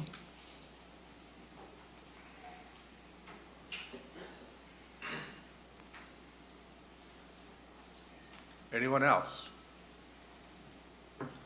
Seeing no one, we will close the public session, and we will go into the consent agenda. Yes, Mr. Brown.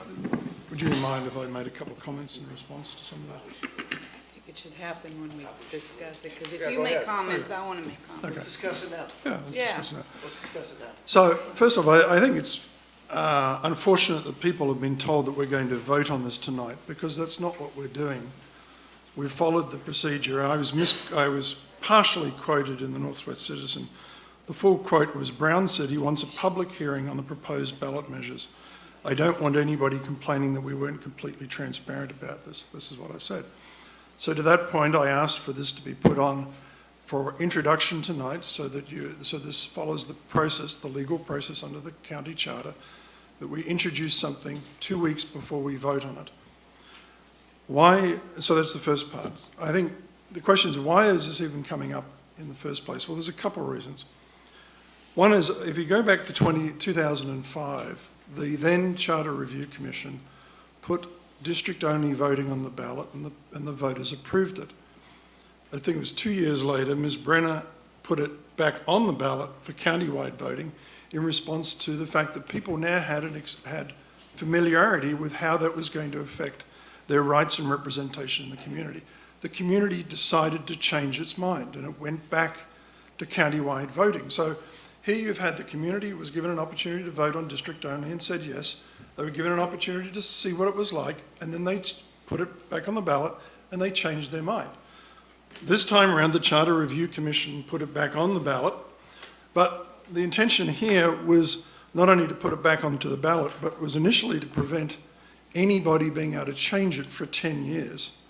And a couple of quotes that came out of an email that one of the Charter Review Commissioners provided under a Freedom of Information request will explain what the real objective was for district-only voting in the first place.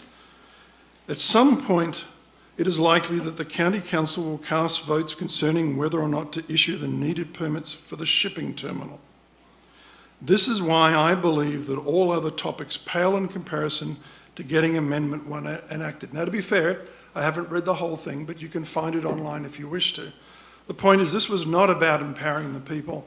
This was about putting people on the council that would vote favourably for a shipping terminal in response to assistance they got from an out-of-county legal group who advocates for this type of thing.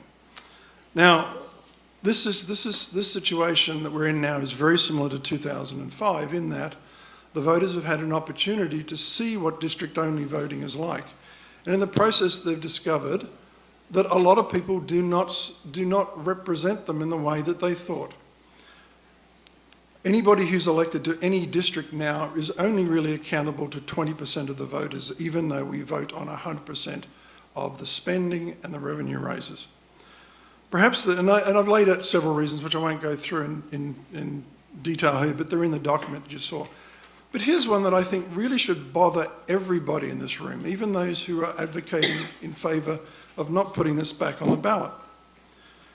When we did the ballot initiative back in 2015, there was ballot item 2 and 3 and 10. Now, when those were put on the ballot, and those laid out the language that was provided on the ballot in the document, when they were put on the ballot, it was explained to voters that if you voted for 10, it was in conflict with 2 and 3, and if you voted for 2 or 3, it was in conflict with 10.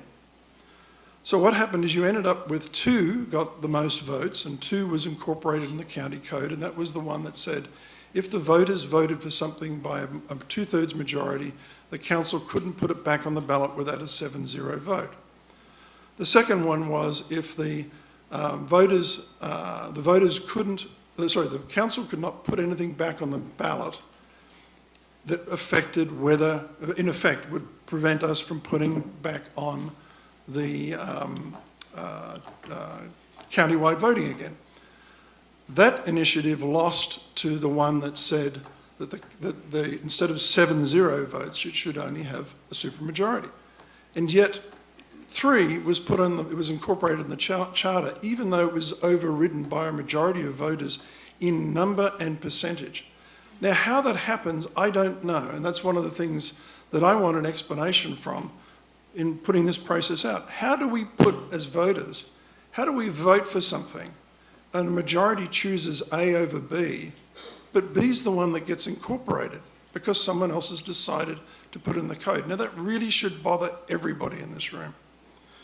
And then finally, everybody sort of talks about the federal system. Well, we have this district-only voting in the federal system.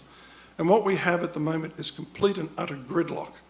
If you go back and you look at the change in congressional seats, there's virtually no change in congressional seats that goes on between parties now because of the district-only gerrymandered system. And I don't want to see that in Whatcom County because it will just put everybody, you won't be having decisions in the middle anymore. You'll having people at the ends shouting each other. And that's what I don't want. Mr. Chair. Yeah, sorry for the Can I, as a motion, can we introduce items 1 through 9 and then discuss 10 and 11? Well, we would be going quite a bit out of order, but we Okay. can. I was just looking for a motion. Just hang on. Or do we do discussion on the introduction items now? I'm happy to do that. What's the, I what's want the, to talk about this. One That's- moment. Let's just figure out where our process is going. Yeah, If that's right. that's where it's going, then you can speak. So, what's the wishes of the council? You want to consider the consent agenda now, since we're deep into it? Mr. Mann? I think we should discuss this, continue to discuss this topic. It's the only one that people are really here for, and it's obviously extremely important for a number of reasons, and I don't mind rearranging the agenda Okay. to dispose of this one way or the other. I'd love a chance to talk about it and hopefully dispel some of the mythology that comes along with it. Okay. I was just trying to figure out where we're at in the agenda. So we're going to move to the introduction section, and we will pull out those 2 items, and Ms. Brenner, you can speak to that. Thank you. Well, since he misrepresented what I did wait till everybody got to see what happened, and then I brought it up because we didn't have 5 districts then, and we didn't have staggered voting. Half of the community hasn't voted on anybody yet. It didn't happen, and it's not going to happen for 2 more years. So to say, I mean, you can, this is so gross. You can, I got to be careful because I'm really upset with what you just said. You can make something sound and look like anything. I did vote for countywide voting. It didn't pass.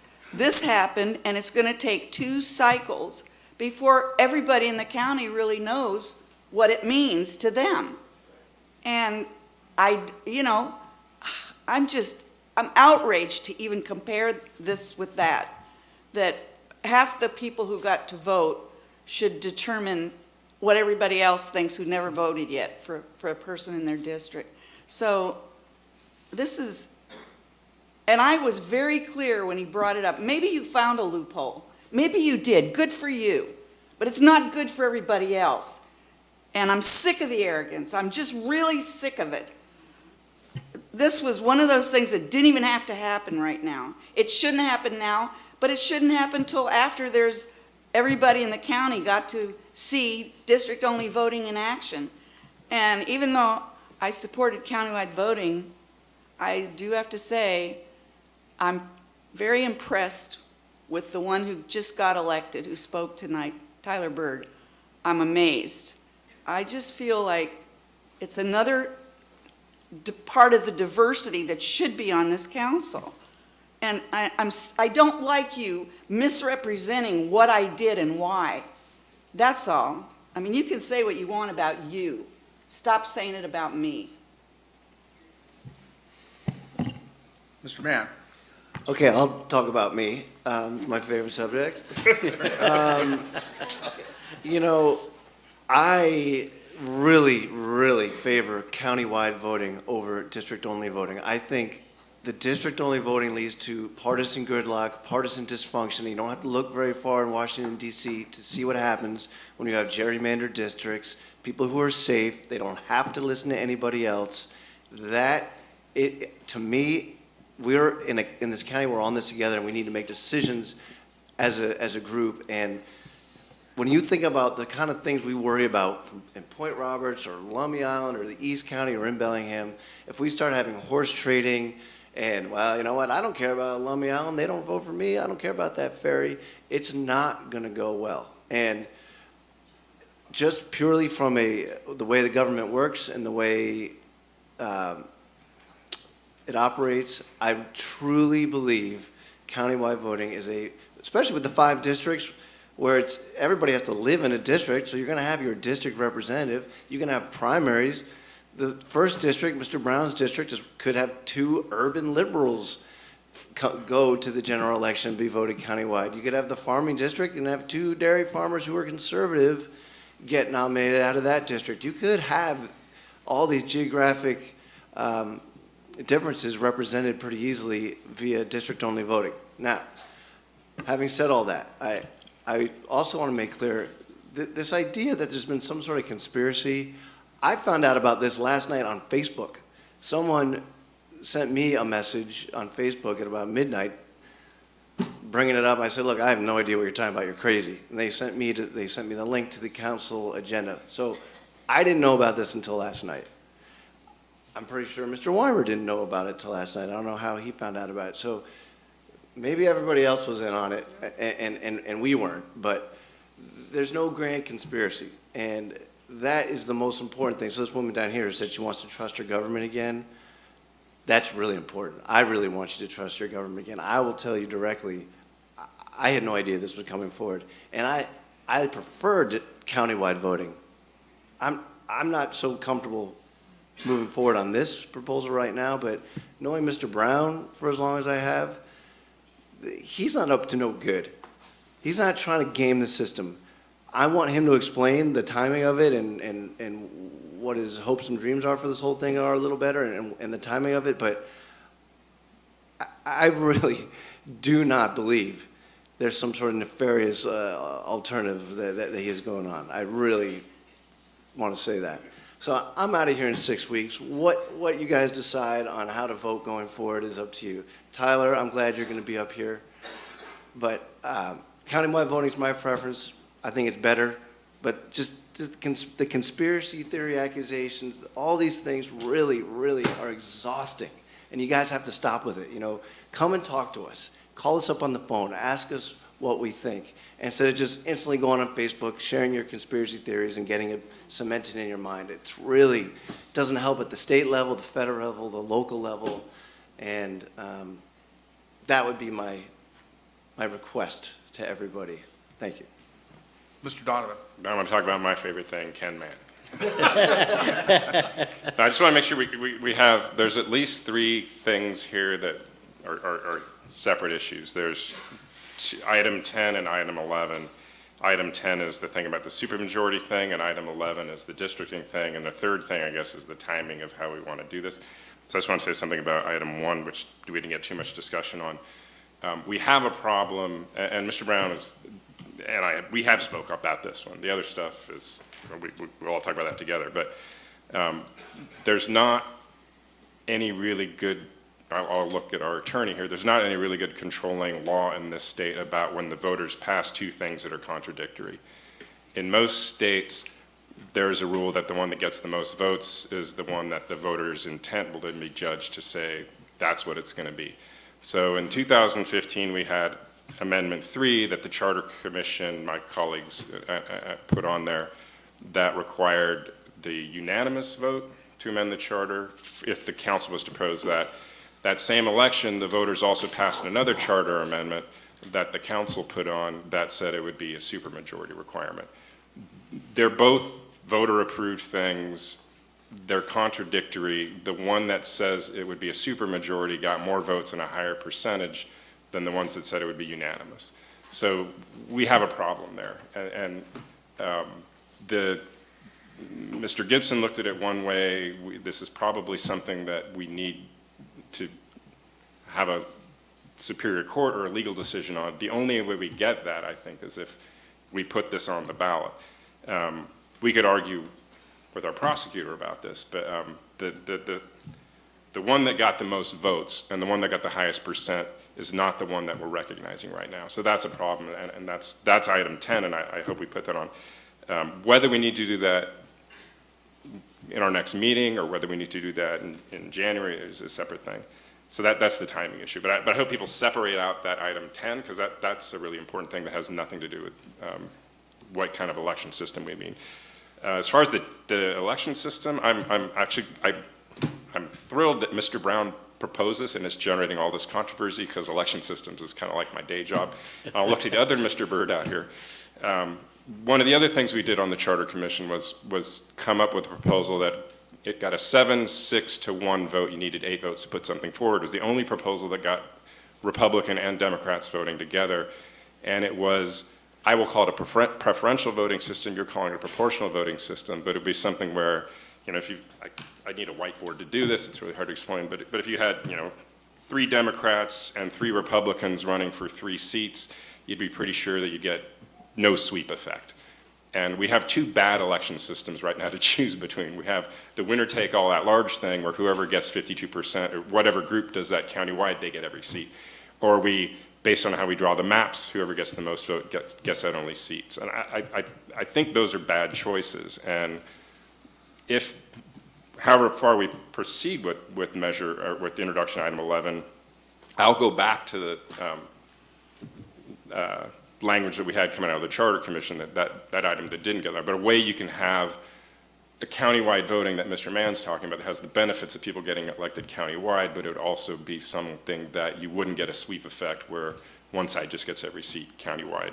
So anyway, so I just want to make sure we're thinking of, there's 3 items here. There's that introduction item 10, which is this, which one of these things that the voters both approved should go forward. Let's just put that on the ballot again.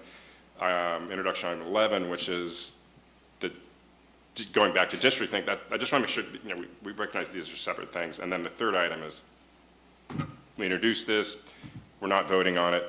It would go to another hearing in 2 weeks, and then there'd be the voters that are actually voting on this. But that's a discussion we should have about how we should maybe do the timing of all that. Mr. Sadoo. I think we need to look back a little bit.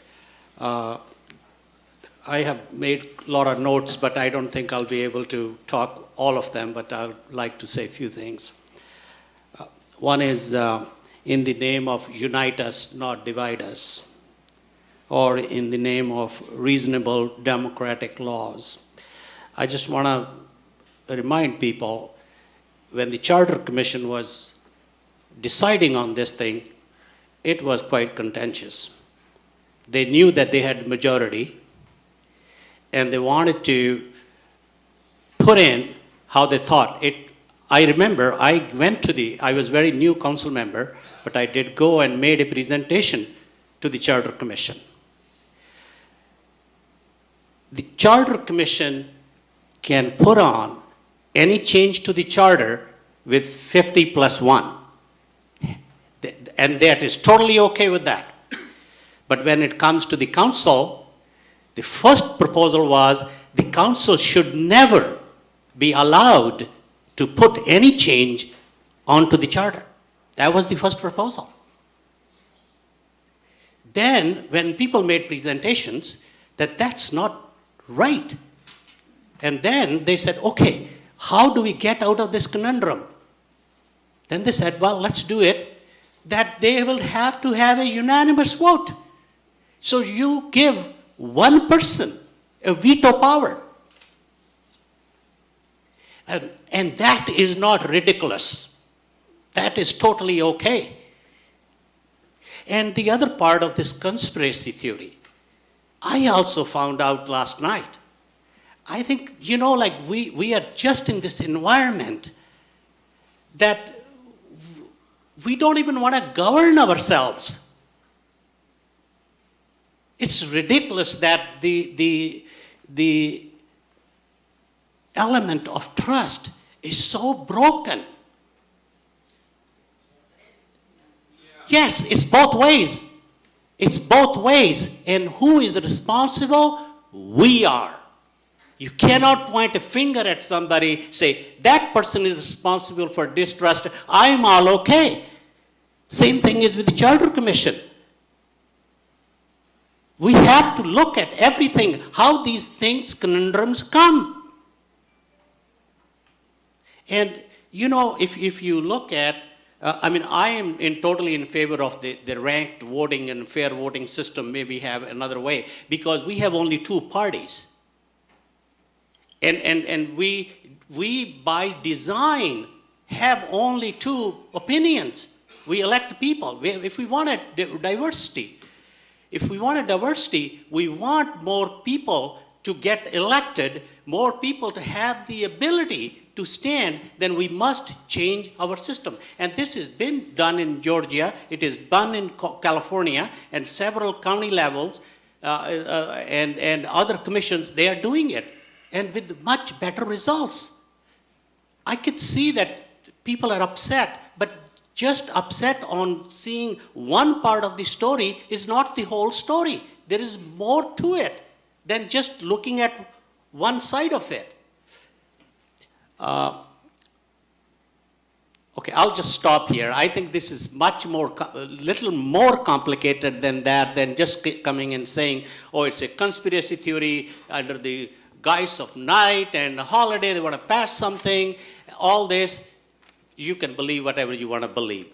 But things like this don't go very far. Thank you. Ms. Brenner. Just two quick corrections.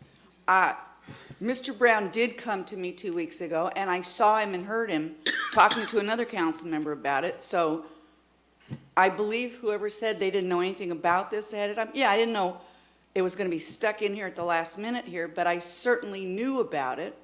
And the other thing is, yes, there are two parties, but Whatcom County is supposed to be nonpartisan. And yeah, I think that's very important. It was created as nonpartisan for a reason, meaning all kinds of voices. Mr. Brown. So the rules are that we cannot speak to more than two other council members on an issue. We cannot speak to enough. We cannot decide behind closed doors with a total of four or more of us. And I respected that process, which is why you have several members of the council up here saying, I didn't see anything, didn't know anything about this until last night. I also want to point out that one of the reasons for now was simply this.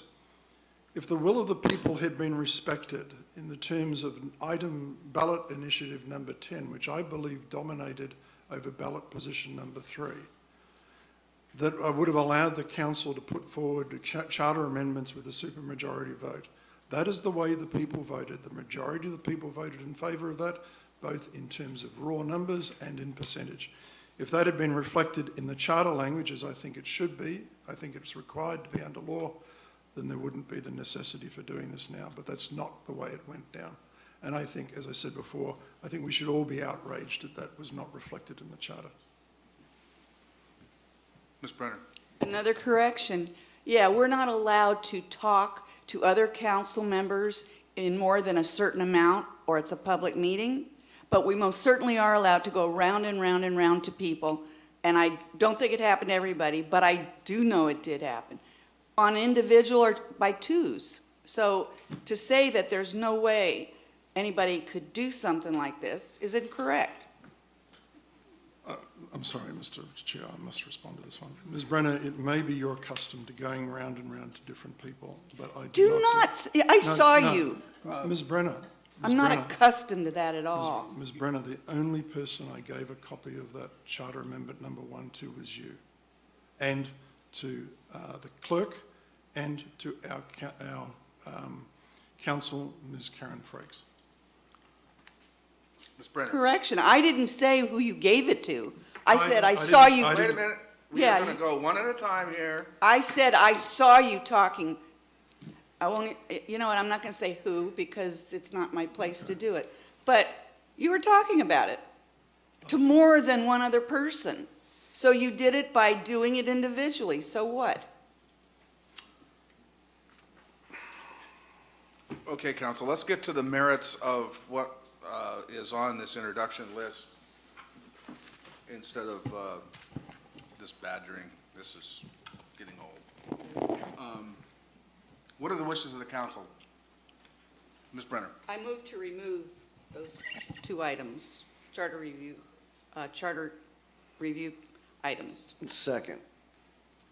Okay, it's been moved and seconded to remove items 10 and 11 from the introduction. And it's been seconded. Discussion. I think we've had that. I want to say Mr. Minute. So, as I said, I think countywide voting is a better system than district-only voting. I do think there's a problem with doing it now, and we should let folks have a little more time to digest what happened this year to see if they like the system, and some districts haven't even voted for their district-only representative yet, so I do think it is a little premature.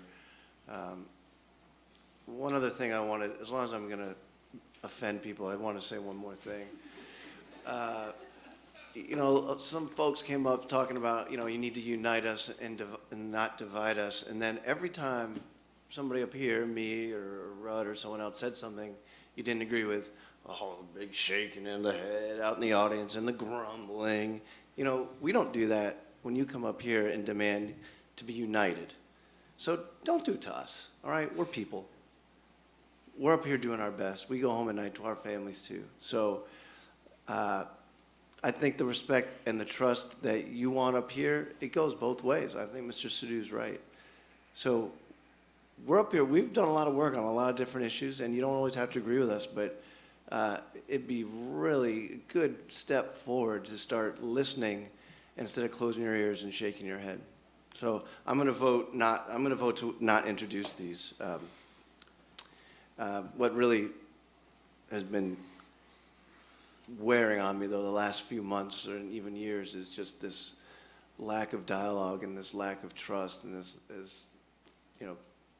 head shaking that happens, this reactionary head shaking. It's not healthy. Mr. Brown. So I'd just like to point out that everybody here has complained about the process and the transparency, and yet if we take what I think would be the first vote in 4 years to decide an issue of this significance on the night of its introduction, to me would be the breach of the very process and trust that we keep talking about. I would strongly urge the council to introduce these items, and if you don't want to support them in 2 weeks, that is, of course, your privilege to vote against them, but I think the proper process is to follow the 2 week, the notice we have provided to people that these are going to be introduced for a public hearing in 2 weeks. We are effectively, by default, taking a public hearing now, and that is in breach of the process under the county charter. No, it isn't. No, it isn't. It isn't. It's certainly a breach. I think it's certainly, if not a breach in law, it's certainly a breach in faith. Mr. Mann. I think we could, or the county council could introduce this on January 10th or February 6th or some other date that is not, the day before our council meeting. So let's just wait. Let's just wait. You got 2 more council members to seat. You got more input to get. It is a tough time of year to get people to engage in a county council meeting. So let's just wait till January. Unless there's a rush, like we have a deadline that you can't get it on the ballot next year if we don't do it this year, which I don't think is the case. But I'm open to being corrected on that. But I don't see the need to do it, to introduce it tonight and have a hearing at our next meeting. Ms. Brenner. And I want to make another correction. We remove things from introduction all the time. So to claim this is, something that we don't do, we do it. We've done it a lot. And I just want to also just remind everybody again, this hasn't been determined yet by everybody who gets to vote for their own district, because the way this was done was was staggered. And the other people don't get to vote for a year or two. I think it's, I don't know, 2 years, one, I can't remember. 2 years. Yeah. So, Mr. Sadoo?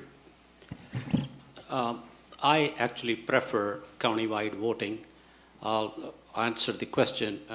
Gentleman said that if there's a district-wide voting, how many of you here would be here on the council? It doesn't matter who it is here. You know, just imagine 2 years from now, you have district-wide voting, and then those people are entrenched. What will happen then? Actually, countywide voting gives more diversity of voting and changing the council, with more opportunity to change, bring a change into the council than having a small district and keep repeating the same people again and again and again. So at least that's my opinion. I personally think that our county, we are better off. It's not the person, you're still from that district. It is the people who could win votes from all over the county. If you look at this county, Sam Crawford was here for 16 years. He was countywide voting. He was the conservative. Ward Nelson was here for 16 years. If you look at the history of the county, how many conservative members have been on the county council? They've been pretty much balanced. So that is not the problem we have. We are creating a problem. That thinking that, oh, district-wise voting will solve the issue. The issue is in our minds. Unless we change our thinking and how we govern ourselves, how we want our representative to vote for the best interest of all these residents, just changing the people will not change it. Thank you. Mr. Donovan?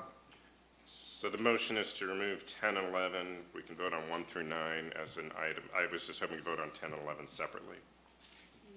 yeah, I want to do it that way. It doesn't mean I want No, I just all the other want things. to make the point that they're separate issues. So, Oh, yeah. Yes. okay. Well, and also 12 through 14. So, Point of clarification, Mr. Chair. Yes. Mr. Donovan, did you say you wanted to vote separately on introducing 10 and 11, or you're going to separately between those and the other? yeah, I mean, we're removing them, but then when we vote on those, that they be voted on separately, and I forgot we have 12, we have these other additional 12, 13, and 14 items on it. Well, a further point of clarification, the motion to remove, is that to remove them from the process or to remove them and vote separately? That was what I thought the motion was. Mine was to remove them from the process altogether. To remove them altogether? Yeah. And that's what I was seconding. Okay. So it's not to remove them to vote separately, it's to remove them, Period. period, is the motion. Mr. Weimer? Yeah, I just wanted to weigh in on this too. I agree a lot with what Mr. Mann said. You know, I didn't know about this till late last night either. And as soon as I heard it, I said, wow, that timing really sucks. For a variety of reasons, if nothing else than just the appearance. The reality is, I agree with Ms. Brenner too, that, you know, my district that I live in now, the new district hasn't even voted. The coastal district hasn't voted yet. I think the coastal district's up in the air and could be a swing district one way or another, but it needs to play out. So I'm pretty torn. I support countywide voting for all the reasons you've heard. I think it's a better way to do it, but I think the 5 districts and district-only voting will provide a pretty balanced council also. So the one thing I don't know is how this discrepancy on item number 10 that we're looking at between amendment number 1 and the super majority vote, how that happened, and I don't know if we've seen a legal opinion on how that happened. Because I think the first thing we need to do is figure out what went wrong there. Because everything I've read is the majority votes went for the other one, but the one that got less votes ended up in the charter, and I don't know how that happened. I don't know if anybody has seen or an explanation, and I think at our next meeting we should ask for the prosecutor to come and give us an explanation of that. Yeah. Well, I'm also in favor of countywide voting, but I'm in the same camp as Mr. Weimer and Mr. Mann. First of all, I don't, this process isn't going to be long enough to, this is a major step. And I think there's been some talk about proportional voting, there's been some things that we haven't considered. So I'm not in favor of doing this right now. I think we need to spend some more time with it. And I don't think it doesn't have the votes to pass anyway, ultimately. So I think we need to find something that, we need to clarify the issue Mr. Weimer just spoke about before we move on. I think there's every good reason to not do this tonight and not introduce this. Mr. Donovan. And I agree with most of what you said, except you called it as if 10 and 11 are the same things. I'm really trying to make the point that they are not the same thing. 10 is dealing with a separate issue in terms of a conflict between what the voter intent was about supermajorities or not, or unanimity. And my sense, and speaking with Mr. Brown, is that one simple way to resolve that is just go back to the voters with it. There's no urgency in doing it right now. But we could bring the prosecuting attorney in here and discuss this. I'm not sure that's going to allow him to change the charter. So that's why I really hope we think of these as separate issues, which is why I'd like to remove them and vote on them separately, but I'm just trying to make that point. Mr. Sadoo. I think we definitely need clarification on the number 10, and I remember the last meeting of the Charter Commission happened, and half of the people didn't even attend it. There was a lot of confusion because we remember we had 2 conference calls with Mr. Gibson. He was traveling up in Ohio, Montana or something. He got on his phone, and phone got cut off a few times. And we were seeking clarification because it was confusing. Everybody knew it's confusing and it's conflicting, but it was still put it on the ballot. I remember very clearly that we did talk about it, that this is a big conflict. It should not be there, but it got on, and of course got voted, and we do need to resolve that first. It is very important. Mr. Weimer. Last thing from me is, that, and I agree with Mr. Donovan that we should vote on these separately, and my tendency is to leave number 10 on for introduction, and have the prosecutor come and tell us how it happened, but it's still there if we wanted to vote at it at the next meeting and pull number 11. I think that sounds very reasonable. Whose motion was this to begin with? Mr. It was Barbara, Ms. Brenner's, and I seconded it. And I'll say I want to just pull them both because, as everyone has observed, there is confusion. And now that we've stirred up the waters on this whole thing, let's just wait a couple of weeks and we get our presentation from our legal counsel on what kind of fixes are available, what the legal conundrum that we face exactly is. I'm not entirely clear. I think it's best to just pull them both, but I can certainly understand the utility of only pulling one. But I think the optics of pulling both and sort of letting the dust settle from this false alarm is a good idea, and then we can get back to work. Without me, though. Any more discussion on this motion? The motion being to pull both number 10 and 11 from introduction. And 12, 13, and 14 would still be in there then. Yeah, those are different. Those are separate, yeah. I said those 2. Yeah. Any further discussion?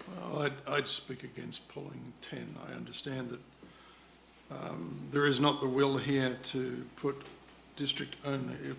countywide voting back on the ballot at this point. But I would discourage the council from not putting 10 in and asking Mr. Gibson to come and explain how the will of the voters could end up not being reflected in a county charter. I think that's, the sooner we get that resolved, the better. Ms. Brenner. Well, I like how everybody thinks they know what the will of the people is or isn't. I'm saying both of these are connected, and I definitely think we need a presentation from our prosecutor. And actually, I'd like to hear from some of the other attorneys who've been involved in this. I mean, maybe I'm just not the brightest person on this council, but I was very sure what passed was that we had to have a unanimous vote of the council to do it for 10 years. I mean, that was my recollection. I was very surprised that this got put on here because I already had said no. And so obviously, it's not going that way. Mr. Brown? And again, what I'm asking is that we introduce this tonight and we ask Mr. Gibson to come and talk to about it in 2 weeks. It is, of course, the will of the individual council members that then decide to support or reject it. Okay, any more final words? Mr. Donovan? I will only vote against the motion because I wanted to keep 10 on there. I understand. Well, that's not my motion. No, the motion is to pull both of them, so we don't have to vote. Yes. So I, Okay. Okay, all those in favor of removing items 10 and 11 from introduction tonight, say aye. Aye. Opposed? no. That passes 4 to 3. 5. 4 to Would you 3. vote? 4 to 3. 4 to 3. So those items are removed from introduction. Can we have a show of hands, please? The ayes or the noes? Just all of us? What? Sure. They don't want to just see your hands. The Okay. ayes. Ayes. 4, and the noes. 2 and 3. Okay. And Mr. Chair, I would like to make a motion to put 10 back on the ballot, back in for introduction on its own. I think we just voted on We that. just No, we voted voted on to it. take both of them off. I'm making a different motion. I'm entitled to do that. It may go down. I'll second it. I think this will go real quick, though. No, I'm not sure how this works, needing a motion to reconsider when it's a bifurcated issue. I'm sorry, I missed the conversation.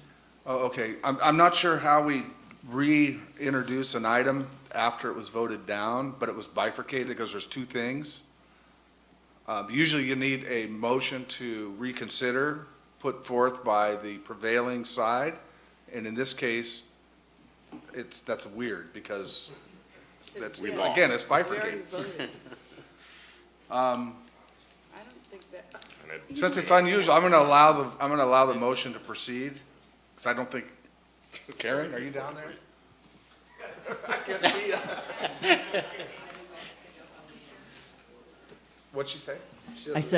She said, ask Dana, and I said, I honestly do not know the Okay. answer to that question. Okay, Bet you know what to vote. okay, I think the council wants to vote on it. We're not gonna vote on voting. Can you repeat the motion, please? The motion is to put 10 back on, which is ballot proposition number 1, which is to get resolution to try and part resolve this conflict between the two competing ballot initiatives from the last time. Okay, do we have a second? I second it. Okay, we have a motion and a second. Thinking this would go real Discussion, Ms. Brenner. This isn't about, you don't leave that on if what you want is clarification. You wait until you at least get the clarification. This, I mean, it just, how can you tell people that you're not already, a certain way when we gotta leave that back on just in case we can get something from the prosecutor that would support us. That isn't what happened. And I don't think, it may be legal to do another vote, but it's not right. It was already voted on. Okay, any other discussion? Mr. Mann? Just speaking to the merits of the motion, I think we should let the dust settle from this joint proposal that we just discussed at length. I think we should just leave it lie. There's no emergency. There's no procedural efficiency of any material gain just by leaving it on and scheduling a presentation for next week. I mean, let's finish the critical areas ordinance first, you guys. Good grief. So let's just leave this alone. Okay, the motion is to place number 10 back on to introduction. Yes. I object. I don't think legally you This can isn't do a it. court of law. You can't Well, object. it's a council procedure, and that has merit too. I don't think You could bring part of it back up when we removed them. And maybe that's another loophole. And I'm not sure. That's why I said that to be But on the outset. you know because what, it we is don't know, so that other thing should stand. When you find out from the, whoever's gonna give us a presentation, then think about it. Just like Councilmember Mann said, there is no rush on this, is there? The only thing we could do to actually clarify this is to adjourn for a short time and Fine. research that. Or we just have the Just- same vote, we just. Let's just Or we vote just no. have the same vote we Everybody just had. vote no, please. No, to your request, that is. Ms. Brenner? I don't mean to sound scoldy, but there's a lot of people here who don't think it's funny. And they, here they are, right before Thanksgiving. We have to be here, but they don't. So I just say, let's get on with the agenda instead of this. This isn't right. Mr. Donovan? Yeah, I seconded this because I thought the quickest thing to do is have the same vote over again, it'd be 4-3, but I guess that isn't going that way, so, Well, why don't you withdraw your second? because we've already spent all this time. That's it's- not a good reason. You can withdraw your second. Guy could call the question. You can call the question. All right. I just don't think it's ethical to even vote on that. Okay, now this is interesting because now that the question's been called, this vote will be a vote on whether we can vote on this. That's some twisted logic, I know, but it's. I thought it would just be the quickest thing to do. Well, I know, but it kind of moves that forward. So all those in favor of calling the question, say aye. Aye. Opposed? No. Okay, that passes 6-1. The question's been called. All those in favor of placing number 10 back on introduction, say aye. Aye. Opposed? No. Noes? There's a Yay. shocker. That goes down big time. Even So- better. Yeah. I just thought that'd take like a minute. So that fails 5-2, or 2-5. Let's deal with the rest of these items. We have items 1 through 9 and items 12 through 14. Do I have a motion to introduce these items? Move to introduce. Do I have a second? Barry, would you mind reading the version color that's on Oh, yeah, your okay, sheet? I was Thank hoping you. to get away with not doing that, but. No, item number 4 is blue. Item number 5 is dark green. Item number 6 and 8, or yes, actually 2, Yeah, what color do you call that? 6 and 8 are orange. There's several things on that one.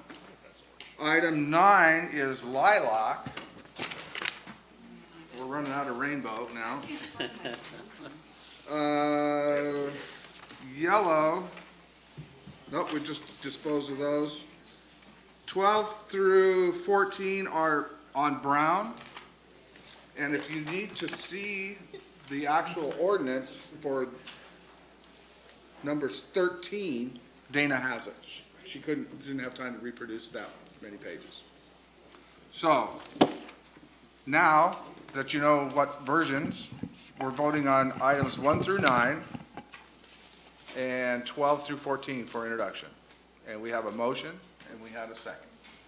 Discussion, Ms. Brenner? Real quick, I'm going to vote to do all these, although I don't support them all, just to have them on, because I do appreciate that the council voted the way it voted. Any other discussion on these introduction items? Seeing none, all those in favor say aye. Aye. Opposed? That passes unanimously. Now we'll go back to Mr. Brown and the consent agenda. Mr. Chair, the Whatcom County Finance and Administrative Services Committee met today and we considered items 1 through 5. These received unanimous approval and I so move. Okay, we have a motion for these 5 items in the consent agenda. Any discussion? Yeah, just wait I'm looking for my committee stuff, just a second, because I marked everything. Committee, okay. 1 through 5, okay. Okay, so seeing no discussion, all those in favor, say aye. Aye. Opposed? That passes 7-0. We'll now move to natural resources. Committee report? Are we? Do you have a couple of action items? We had two, we approved, recommended a resolution for open space assessments and recommended an ordinance reactivating the Whatcom County Wildlife Advisory Committee. And both of those had 3-0 votes to go forward. Don't we have to do them individually? We'd have to do them one at a time. The first one is resolution approving recommendations for open space current use assessment applications. We have a motion. Any discussion? Seeing none, all those in favor say aye. Aye. Opposed? Passes 7-0. Second one is ordinance amending Whatcom County Code 2.118, reactivating the Whatcom County Wildlife Advisory Committee. And that, again, that's in orange. And that also had a 3-0 vote in favor. Okay, any discussion? Ms. Brenner? Yeah, I appreciate the work, some of the work that the Wildlife Advisory Committee did. I also believe that it turned very political, and we were given information that was more than just best available science. It was best available science according to some. But I really don't want to see this committee reactivated. You know, all you have to do is think of the Hearst case. I'm tired of just setting up, paying money and setting up committees to help bolster lawsuits against the county. And I just see this as a perfect example of that. It was supposed to be, you know, giving us information. Now it's, okay, I'm done. Any other discussion? Oh, Yes, Mr. Sadoo. I, probably all you guys have read the letter from Perry Eskridge on this committee. I did too, and I think he has a valid point. And I did raise this point probably in September as well, that there should be representative landowners, farmers, dairy farmers, or people who get ag business people. It does not say directly about them, but it does have 7 and 4 other members. I would like to make an amendment that if we mention that there must be people from ag, business, and or farmers also represented on this committee. Do we have a second to that motion? I'll second it because if it's gonna pass, I'd rather it have that, but it's still doing the same thing. It's still this council or the council gets to decide who these people are rather than letting those communities of ag and all these things decide who they are. So, Mr. Sadoo, do you have a way to quantify that, or are you just saying that that should be part of the, this I think applicant? we have come up and listed that the 7 members, the 7 of the 11 members shall have technical expertise. So we have specified 7 people. I'm just saying that we should specify that the stakeholders of this outcomes should also be part of this committee. So are you saying that out of the 4 remaining? Out of the 4 remaining, that 2 should be from ag related, either ag business or farmers. Let's put it this way. Okay, 2. 2 people. Okay. Mr. Donovan. I was going to say that the language right now says professional experience such as but not limited to, and then it lists some, but it's pretty open into. Yeah. I mean, we can do that already. The county appoints these. But what happens is, what happens is that if it is not listed, when the names come for appointment, maybe 1 at a time, 2 at a time, we have no way of matching that, how many people we have, and are they from that particular stakeholder group or not. So this way that we can ensure that they are represented, because the wildlife does interact a lot with farming. or landowners. Not only the experts, they can do that, but you need to see their perspective who get impacted by that. Any other discussion? Now, we have an amendment with a second. What was the language again? My language was that there could be at least 2 people from landowners, farmers, or ag business. Ms. Brenner? Landowners, I mean, that, Anybody. that's, I'm a landowner. you know, say farmers and say, Okay, farmers or ag business. or ag business. Mr. Donovan? Yeah, I'm not opposed to this. So this would be under 2.118.050B. B, yeah. What then the sentence would read, 71 members will have technical expertise in wildlife and habitat management or current or past professional experiences such as, but not limited to, at least one of the following, and then we'd add in farmers with wetlands managers, wildlife biologists, population biologists. Yes, I'm okay with that too. If we're gonna just add farmers Or in whatever. there. I just trying to figure out where I'm it would easy, I'm not really, I'm saying there should be a mention of them that we don't forget about it. Yeah, I'm just trying to figure out where to put it. That's my problem. Yeah, no, but if Okay. that's a specific amendment, Yeah. it would be in 2.118.050, section B, B, after it says one of the following, colon, that's where you want to put the occupations that, so farmers and. Yeah. Okay.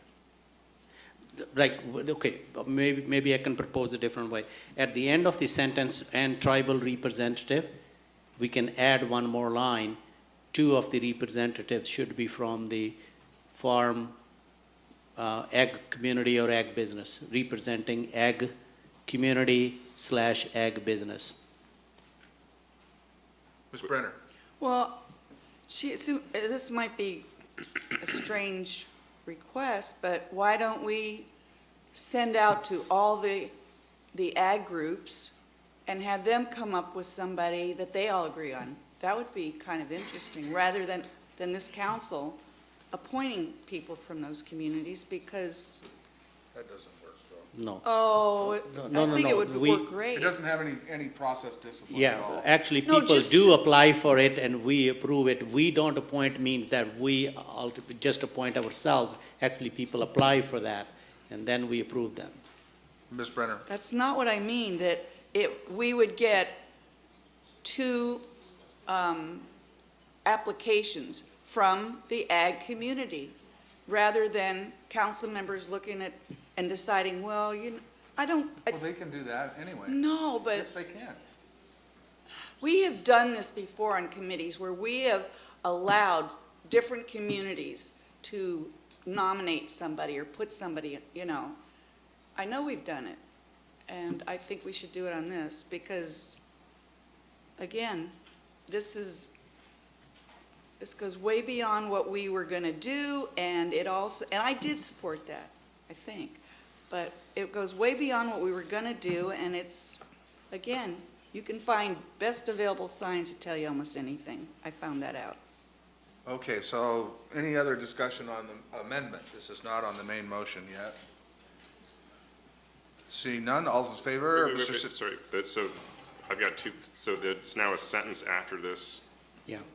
Would it still be After the tribal representative, so 2 of these 2 members. technical experts? 2 of the 11, not 2 of the 7, 2 of the 11.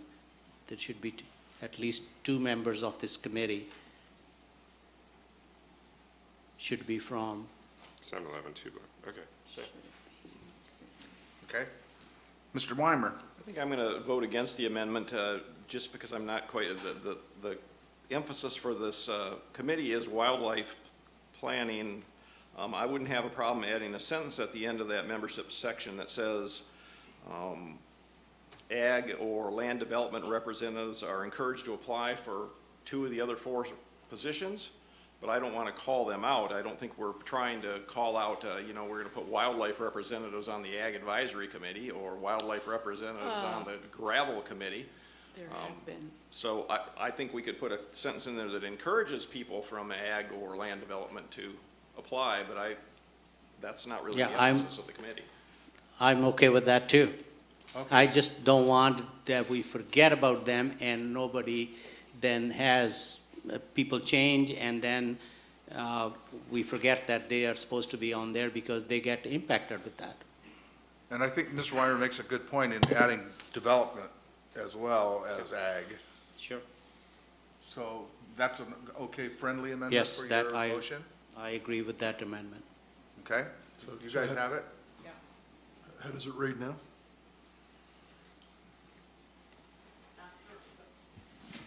After the sentence ends, tribal representatives, a new sentence that says, agriculture or land development representatives are encouraged to apply for 2 of the remaining 4 representatives, or positions.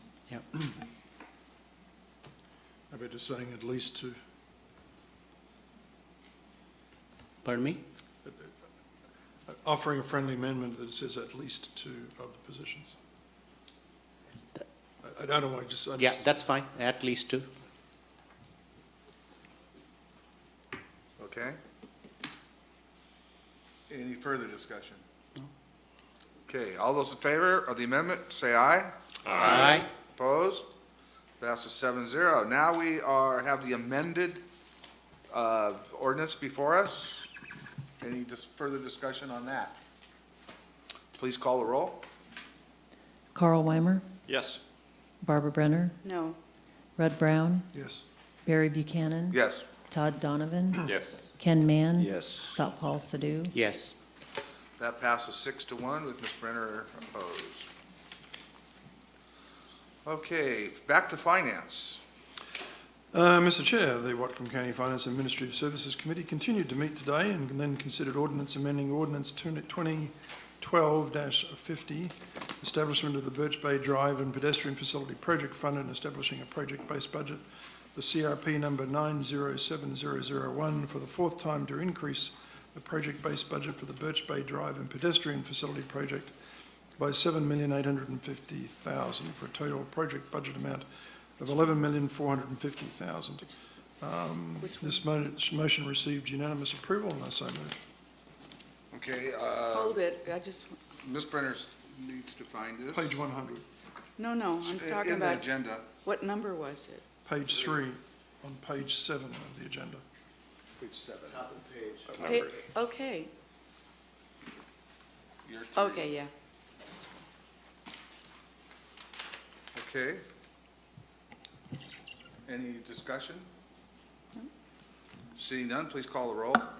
Barbara Brenner, Yes. Red Brown. Yes.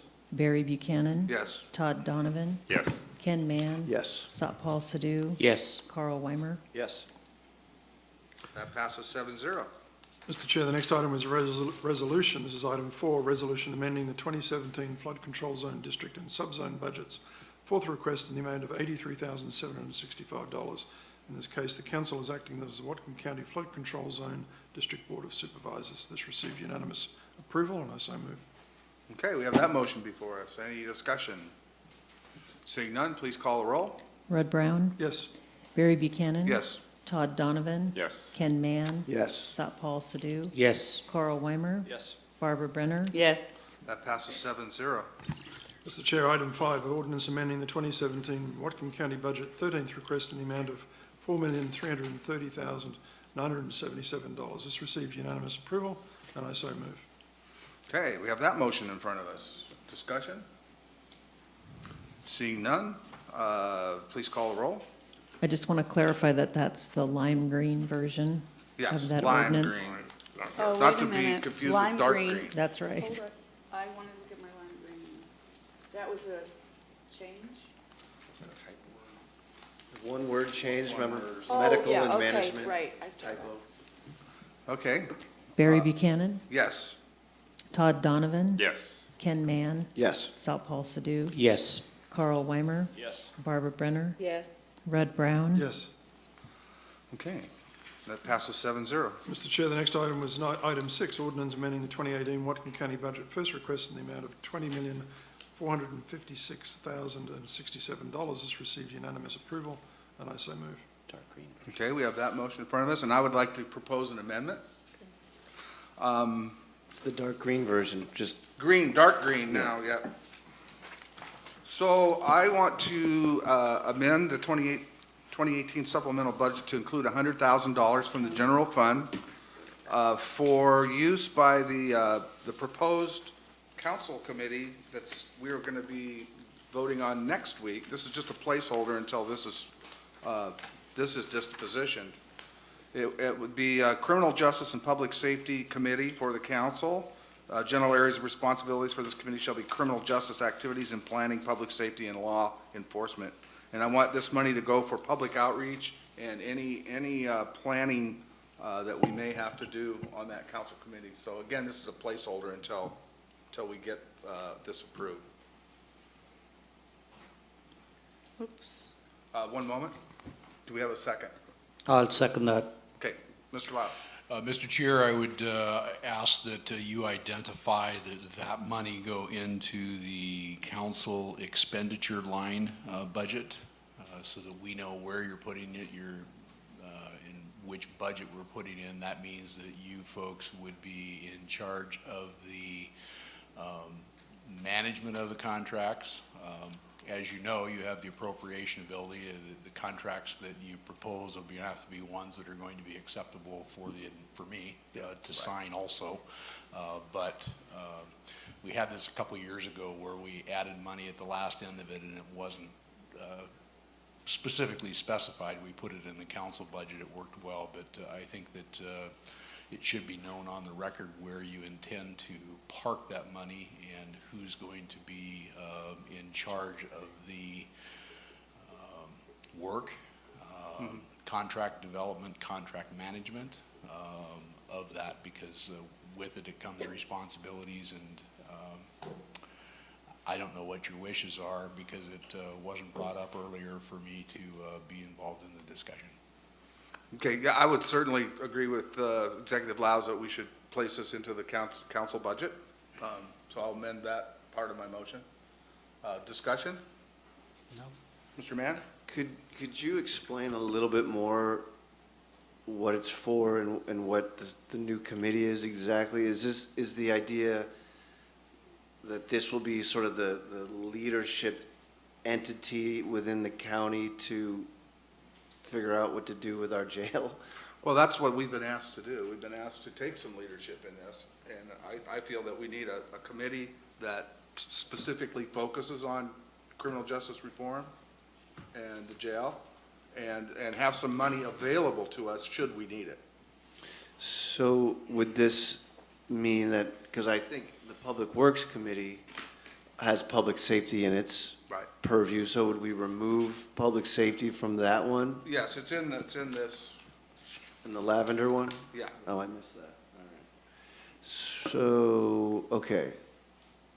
Well, I think first thing that comes to mind, if we're talking about actually within the council office tackling the jail issue, I think you're gonna need more than $100,000, number one. This is just for 2018. Yeah, well, yeah, no, I know it's gonna cost more than that to build it. But I'm interested in thinking about how this interacts with the incarceration task force, with the other existing jail committees that are out there.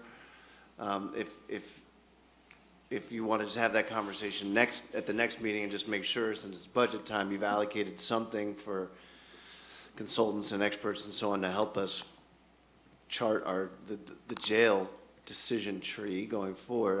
I guess that's reasonable. Just allocating it doesn't mean we actually spend it either. So I'm just talking myself into this, I guess. Yeah, again, like I said, it's a placeholder should we decide to move forward on, consultants and public outreach. Because I think that's an important part of the decision-making process. Okay. Any other discussion? Ms. Brenner? Yeah, I just want to say for the record, I don't think we've ever had this many amendments to the agenda coming in as late as a lot of them have come. And that's not the fault of our staff at all. But I've never seen this many colors. I mean, this is amazing. Executive Laus.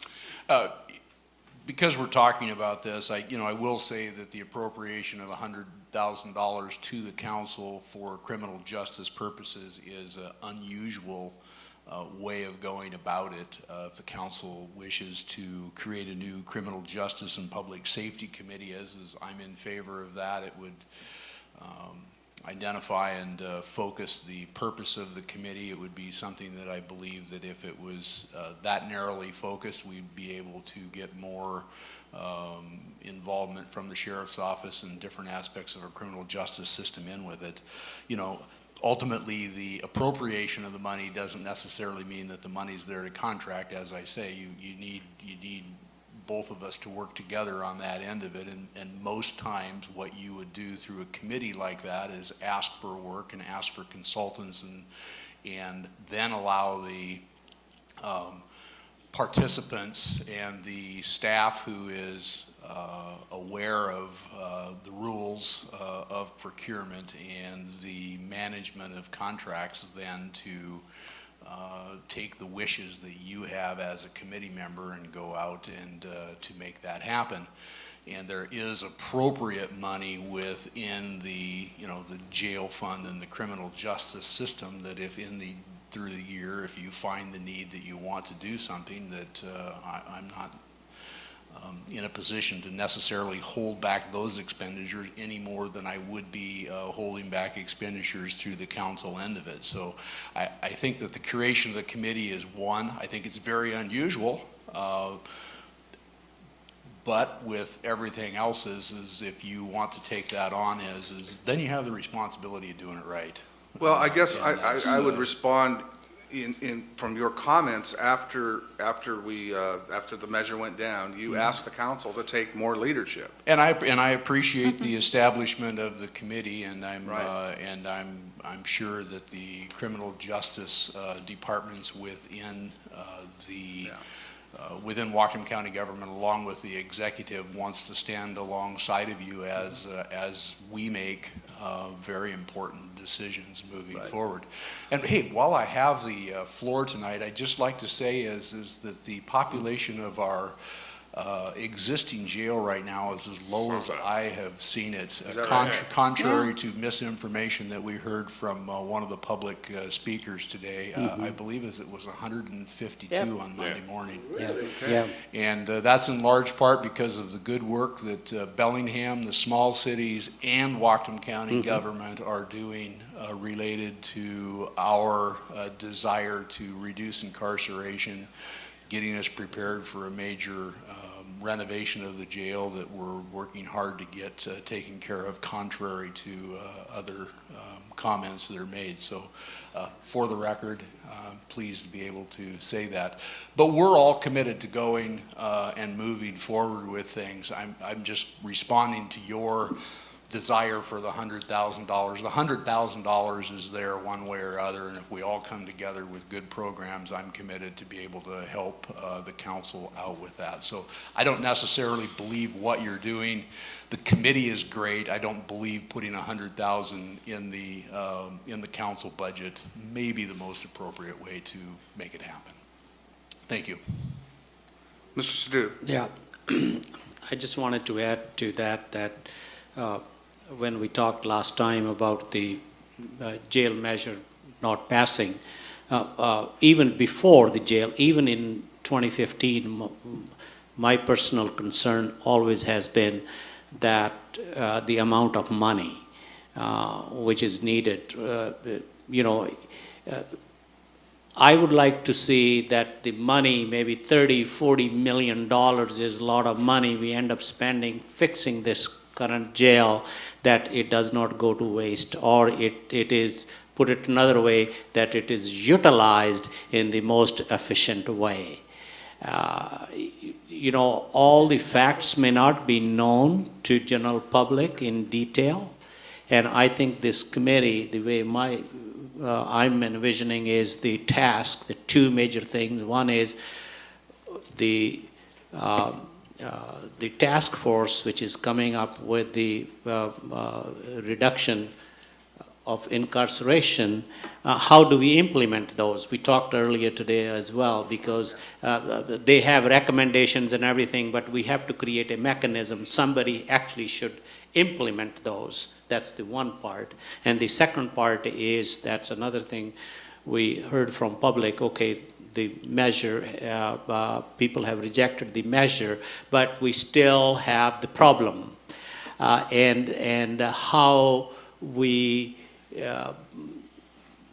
I don't know which word to use, how we efficiently or appropriately spend that money for a next 20, 30 year output, not just to fix the things for next 2 years and then say, like the slogan, the kick the can down the road, we're already good for 2 years, and then let the next council worry about it.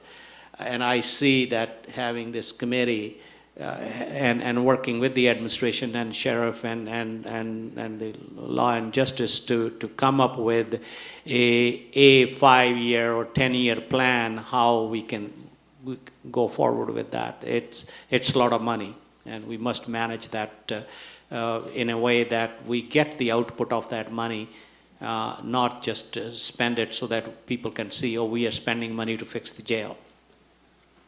So you hit it right on the head as far as the major ideas behind this committee, is that not only implementation of what the Incarceration Prevention Task Force does, but the quantification. Yes. How does that literally affect our numbers? How do we make that into a proposal? Yeah. Ms. Brenner? Well, I agree with everything you said. I think that that's part of what the task force could be helping us with, and I'm not interested in having more little groups, come to us with everybody could go through the task force. Yes. I like that idea. I just think it's an amazing group of people. Talk about diversity. It's an amazing group of people. Let's let them do that. One of the things that I wanted some of this money for was for public outreach, and it certainly wouldn't be $100,000. We wouldn't need that much. So, if we're willing to, if we're going to work together and really, put some oomph behind this, I certainly would drop that amount down to some reasonable public outreach number. Well, if you're going to do a mailer, I'd encourage you to put I'm not going to put the money in the council budget. No, no, I don't mean that kind of public outreach. I just couldn't help myself. Yeah, not that kind of public outreach. Yeah. As I say, is that if we put reasonable proposals together that we're working together on, I don't see that there's any reason that we aren't going to be able to do that. I think that work on the jail, if that's what we're going to go, if we're going to do work with that, probably most appropriately should be accounted for into the jail fund, and the jail fund is able to, would be able to handle reasonable proposals as we move forward. Yeah. So your choice where you want to put it. If you feel that staff is not capable of helping you out with that, and you feel you can do a better job of it, put the money in the council. No, that's not the point. Ooh. That's not the point. I got really a lot of trust. I got a lot of trust in the staff. Anyway, I've said plenty. Yeah. I was going to say, we pass amendments from the administration all the time. We can put some of ours too, so. So I would be do it. very willing to bring that down to like 25,000. No, let's keep it 100. We'll worry about it later. Okay. Today we are going with that, and we can always reduce it. Mr. Weimer? Yeah, I appreciate this discussion, and I appreciate I saw this morning that we're creating this new committee. I didn't know money was going to go along with it. I wish, instead of getting these last minute, this stuff was in committee so we could have a little discussion. I don't understand where all the other moving parts are. So did your 100,000 for the task force end up in the budget? That's what I was wondering. It is. As far as I can tell, yes, it's in the latter part of our document here. That's the actual Green. ordinance. It's not in the agenda bill, which is the part that I usually read. So, but it shows up on the council line later on, which I think is also part of the attachment, where if you go even further back on this spreadsheet. So, yes, and I asked Tyler, and I said, I can't find the 100,000. He said, it's in there, look here, look there, and then sure enough, it was there. So, Because I certainly support that money, and I can see the need for this money too, if the council's really gonna take a leadership role, so I don't have any problem with that. The other moving piece I haven't heard anything about, and I didn't even poke at it in the budget, is whether we still have money for our own policy analyst, and is there any Yes, plan to fill that? That was my next note. Well, that comes next yet this evening? No, I mean, I had written this to bring it up. Oh, Well, let's deal with this motion first. Yes. So let me just make sure I understand. I'm gonna keep it at 100,000. And this is for the criminal justice part, but it's not, it doesn't include what? No, it certainly will be working with those. Right. folks, But Because yours is already in there, Yeah. Ken? I mean, Councilmember Mann? he amended Yes, Ms. that Brenner. this afternoon. I wasn't able to amend it this afternoon because I wasn't on the The committee. substitute version, the dark Right. green, has the $100,000 for the task Yes. force for 2018 that we discussed this afternoon. Okay, yep. Thank you to the administration for being so responsive. That was much Thank you. appreciated. That's good. Okay, any other discussion? Seeing none, all those in favor of the amendment say aye. Aye. Opposed? That passes unanimously. Now to the ordinance itself. Any discussion on that, Ms. Brenner? Yeah, before, okay, hiring this hydrogeologist, Tyler, would you like to speak to me, to us about that? How is that going to be done, the hiring of a hydrogeologist? I mean, okay, remember when we talked about this initially a few Yes, I weeks do. ago? Tyler Schroeder, Deputy Executive. So the hiring of a hydrogeologist will be done just like we hire any other employee associated with Whatcom County. Well, I'm not, yeah, go ahead. Public Works will house this position and employee. It's half funded from the flood fund and half funded from the general fund for those purposes associated with the health department in review of hydrogeologist studies and PDS in connection with any of the Hearst-related conversations that we're going to have in the next year, because I'm sure we're going to have a lot of it. It'll go through the normal hiring process. It'll be posted. We'll have requirements more than likely for a hydrogeologist and the requirements that, and certifications that go along associated with that. Go through the hiring process, and it'll be done through the administration. We'll make that hire associated with whoever is best qualified to fit the position. Ms. Brenner? That whole thing about best qualified, I am usually fine with the administration doing that without our input. But this is going to be a very tricky position because of the Hearst decision.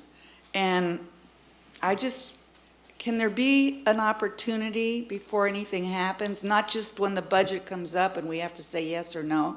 Can there be an opportunity for the council to weigh in on who gets hired at all? I mean, Unlikely not. The administration has that authority to hire. I can tell you that myself and John Hutchings and Gary Stroika and Mark Personius, the team that has been working on the water resource, will go through this process and understand and try to hire the best hydrogeologists that we can for the purposes that we have moving forward. I understand your concerns. I hear them at least, and we'll try our best to hire the right employee to help us get out of a situation while we wait for the state to provide a fix. Ms. Brenner? Okay, I'm just saying this because what I don't want us to do is hire somebody to give the county cover.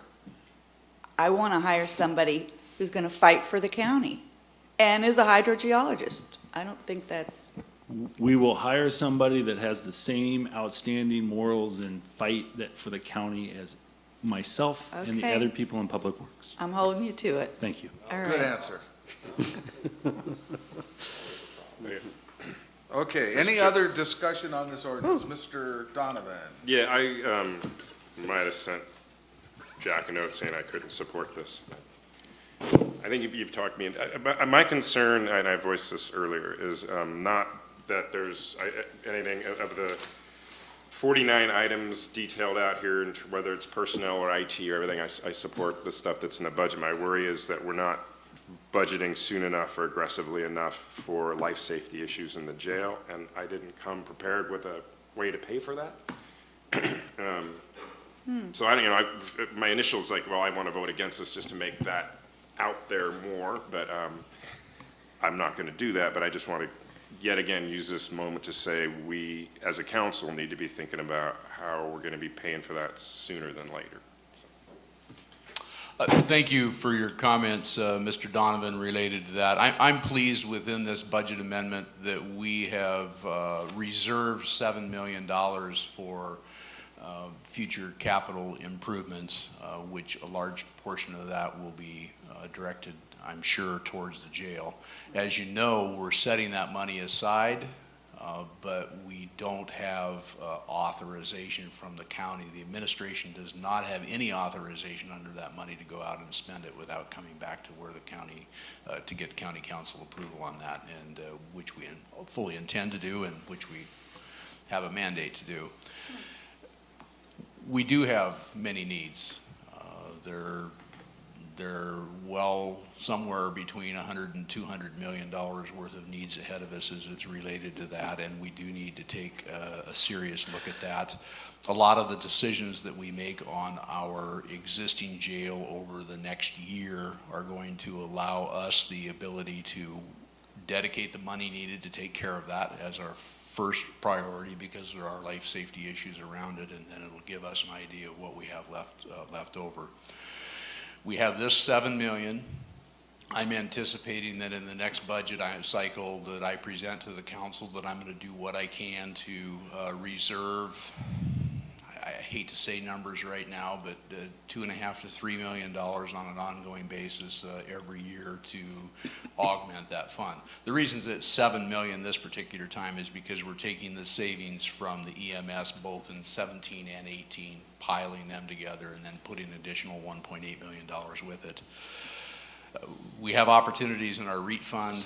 We have opportunities, bank capacity. We have opportunities in property tax increases, to bonding. You know, bonding is fine, but that means you still have an obligation to pay the principal and the interest off on your bonds as you move forward. So it ultimately takes cash at the end of the day to even sell bonds. But we have some capacity. I think right now we have a bigger challenge is just to get off the dime and move forward. We, as a community of elected leaders, asked the voters twice for approval of the jail, and obviously that's not the direction that we've been mandated to move, and I understand that. Now it's time to take a look at what we have going and make some decisions, and it's going to take a lot of money. But we have additional capacity to make that happen, and we have a way to take our existing reserves, take some of our future revenue sources, and dedicate it to make that happen.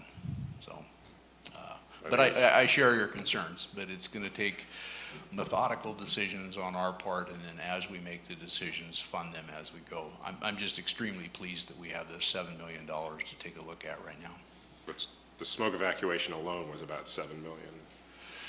But that's part of it if we go on for the 20 years. Yeah, it was $4 million, and if you read farther into the report, it said that doing that with the building occupied is a non-starter. So there's a lot of operational costs that are beyond that we need to be able to talk through and figure out what our options are when we do that. And it's not only having the jail occupied, it's having the sheriff's office occupied, but down below while that work is being done. So that's some of the challenges that we have. Ms. Brenner. I just am throwing this out because some of us went and looked at that Skagit County facility. Has anybody even thought about maybe talking with them, to them or whatever about maybe, because I think they've got excess capacity and I think they're expanding too. Would it be? In my comments earlier today, I mentioned that I talked with the Skagit County Commissioners last week at the WASAC meetings in SeaTac. They have capacity for about 80 additional people right now. They're charging $140 a day for a regular inmate and $200 a day for one that needs medical attention. So they're charging considerably more than what we are at this particular time on a bed day. But there is capacity, and it is an option that's available to us. Okay, any other discussion on the ordinance amending the 2018 budget? Seeing none, please call the roll. Todd Donovan, I go first. Yes. Ken Mann, Yes. Satpal Sidhu, Yes. Carl Weimer, Yes. Barbara Brenner, Yes. Red Brown, Yes. Barry Buchanan. Yes. That passes 7-0. Mr. Chair, the next item is request authorization for the county executive to enter into a contract between Whatcom County Flood Control Zone District and the Watershed Science and Engineering to provide full equations FEQ hydraulic modelling services and assistance to river and flood staff in revising and running the hydraulic model developed for the lower Nooksack River to evaluate integrated flood hazard management alternatives in the amount of $75,000. In this case, the council is acting as the Whatcom County Flood Control Zone District Board of Supervisors. This received unanimous approval, and I so move. Okay, we have that motion before us. Discussion? Seeing none, all those in favor say aye. Aye. Opposed? That passes 6-0 with Mr. Donovan out of the room. Mr. Chair, the next item is request authorization for the county executive to enter into a contract between Whatcom County Flood Control Zone District and Land Sea, etc., LLC to provide full equations FEQ hydraulic modelling services and assistance to the river and flood staff in revising and running a hydraulic model developed for the lower Nooksack River to evaluated integrated flood hazard management alternatives in the amount of $75,000. In this case, the council is acting as the Whatcom County Flood Control Zone District Board of Supervisors. This received unanimous approval, and I so move. Okay, any discussion on this motion? Seeing none, all those in favor say aye. Aye. Opposed? That's 6-0 with Mr. Donovan out of the room. Mr. Chair, the next item is request authorization for the county executive to enter into a joint funding agreement between Whatcom County Flood Control Zone District and the U.S. Department of Interior, U.S. Geological Survey to provide for collection and publication of surface water data at 8 USGS stream gauges in the Nooksack River Basin for the 2018 water year, October 1, 2017 through September 30th, 2018, in the amount of $83,765. In this case, the council is acting as the Whatcom County Flood Control Zone District Board of Supervisors. This received unanimous approval, and I so move. Any discussion on that motion? Seeing none, all in favor say aye. Aye. Opposed? That passes 6-0 with Mr. Donovan out of the room. Mr. Chair, there is nothing else from finance. Okay, we have an item here, has no committee assignments, resolution updating the capital projects section of the Lake Whatcom Comprehensive Stormwater Plan. Is anybody left that has any staff report? There's Kirk. Oh, that was you back there. Wow. Kirk Christensen, Public Works. Back in 2008, you guys adopted the original Lake Whatcom Comprehensive Stormwater Plan, and that was projects and programmatic work to move forward to protect Lake Whatcom and meet the future TMDL requirements. We've basically gone through all the projects in that plan, or they're on our current 6-year plan. So this document was presented to you at the surface water work session and the Lake Whatcom policy group. So this basically lays out potential projects for the next 10 years. So this modifies that plan, adds these projects so that it gives us options going forward. These projects will then show up in the 6-year plan every year for you to approve. Okay, thank you. Any questions for Kirk? Okay, thanks. We should let him talk more, after he sat all night. Okay, I would entertain a motion on this item. Move approval. Second. We have a motion and a second. Discussion? Seeing none, all those in favor say aye. Aye. Opposed? That passes unanimously. Next is council appointments to boards, commissions, and committees. We have one appointment to the Whatcom County Planning Commission. It's a partial term ending January 31st, 2021, representing District 2, and the applicant is Stephen Jackson. Second. We have a motion and a second to approve. Discussion, Ms. Brenner. I guess this would be for the administration. Why was there only one applicant? I mean, what are we doing wrong? They don't receive those, we do. Oh, we do. Well, what are we doing? I mean, the guy sounds fine, but it's just, there's so much that the planning commission does, and was there more than one there was only one application? Yes, that's correct. That's got me worried about that, because that's the planning commission. We did all our normal advertising, and that's the I only know. applicant we Maybe- received. Yeah, maybe there's something different we could do that, and if we have to set aside money to do it, maybe we should put bribe that. 'em? What? You wanna do bribe them? No, not quite. Pay 'em? Not quite. No, I'm thinking more like, just contact all of the different interest groups. And by do mailers on that, just saying that that's available. Nobody else thinks it's strange we only got one application? I do think it's strange. Oh, You know good. what? I didn't even know there was a vacancy. Did we mention it at a council See? meeting? No, I Sometimes didn't we know do anything that. until it popped I up. knew it, but I just didn't realize that we didn't, yeah. It It's was not- on your agenda probably 4 weeks ago under introduction. Every time there's a vacancy, we put it on introduction first to alert the public that there's a vacancy. We've sometimes had the chair make announcements, about vacancies for major. Yeah, And it's I've on the done it in the past, website. but just not this one. Yeah. Well, just for Ms. Brenner's, everyone's sake, I actually got calls from members of the public out of the blue saying, by the way, I happen to know this guy's getting appointed to the planning commission, or applied for the planning commission. He's awesome, he's great, so please support him. So we only got one applicant, but it sounds like he's highly regarded in the community from what I heard. Well, Yes, Ms. Brenner. I don't know if your community is the same as my community, and I'm not sure it is, but the only calls I got were, why was there only one applicant and that they didn't know about it? And it's not, we need to do more about planning commission, getting that out. So I'm glad there were a lot of people supporting. Yeah, I don't get calls very often like you do, so the fact that I got any calls was pretty amazing. No, you got that, what is it you do? Yeah. Facebook. That troublemaking thing Texting. you do, yeah. All right. So, all those in favor of the appointment, say aye. Aye. Opposed? Okay. Other business. Mr. Weimer, you have anything? No, sir. Mr. Brown? Move down and I'll come back. I don't. No. Mr. Sadoo? No. Okay. How about council member update? So I'm ready now, so. Finance also had a quarterly report from the Whatcom County Finance Manager, Brad Bennett. Finances are as good as actually probably a bit better than we anticipated, so that's good. Wow. We also had a semi-annual report from the Whatcom County's facilities, talking about the various things we have to do, and then I think that was it.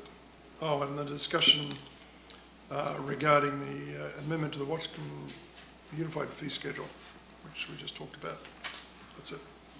Natural Resources had some things. We did. We had a presentation by the Northwest Clean Air Agency on air quality in Columbia Valley, program about trying to improve old wood stoves with EPA-certified wood stoves, and there's maybe a trend that the air quality is improving that looks encouraging, or it could just be the weather's been clearing the smoke out there. But that was good. We discussed the two things that had already gone forward. We had additional discussions on the Lake Whatcom Stormwater Utility District and an ordinance regarding the Climate Impact Advisory Committee. Those were in our introductions. Yeah. Okay, Ms. Brenner? Yeah, Public Works, Health, and Safety. We had a discussion regarding the proposed ordinance adopting a secure medicine return regulation, which I support. I think it's a great idea, but it has, I just want to make sure people understand, it has one unintended consequence, which will be to raise the prices, and it should only be like a teeny tiny amount, but who knows? And, raise the price of prescriptions. The other, and I'm supporting it, by the way, discussion regarding a proposal to establish a golf cart zone in Birch Bay. And I think it was a great idea, and we talked about it, and there was nobody here to speak against it.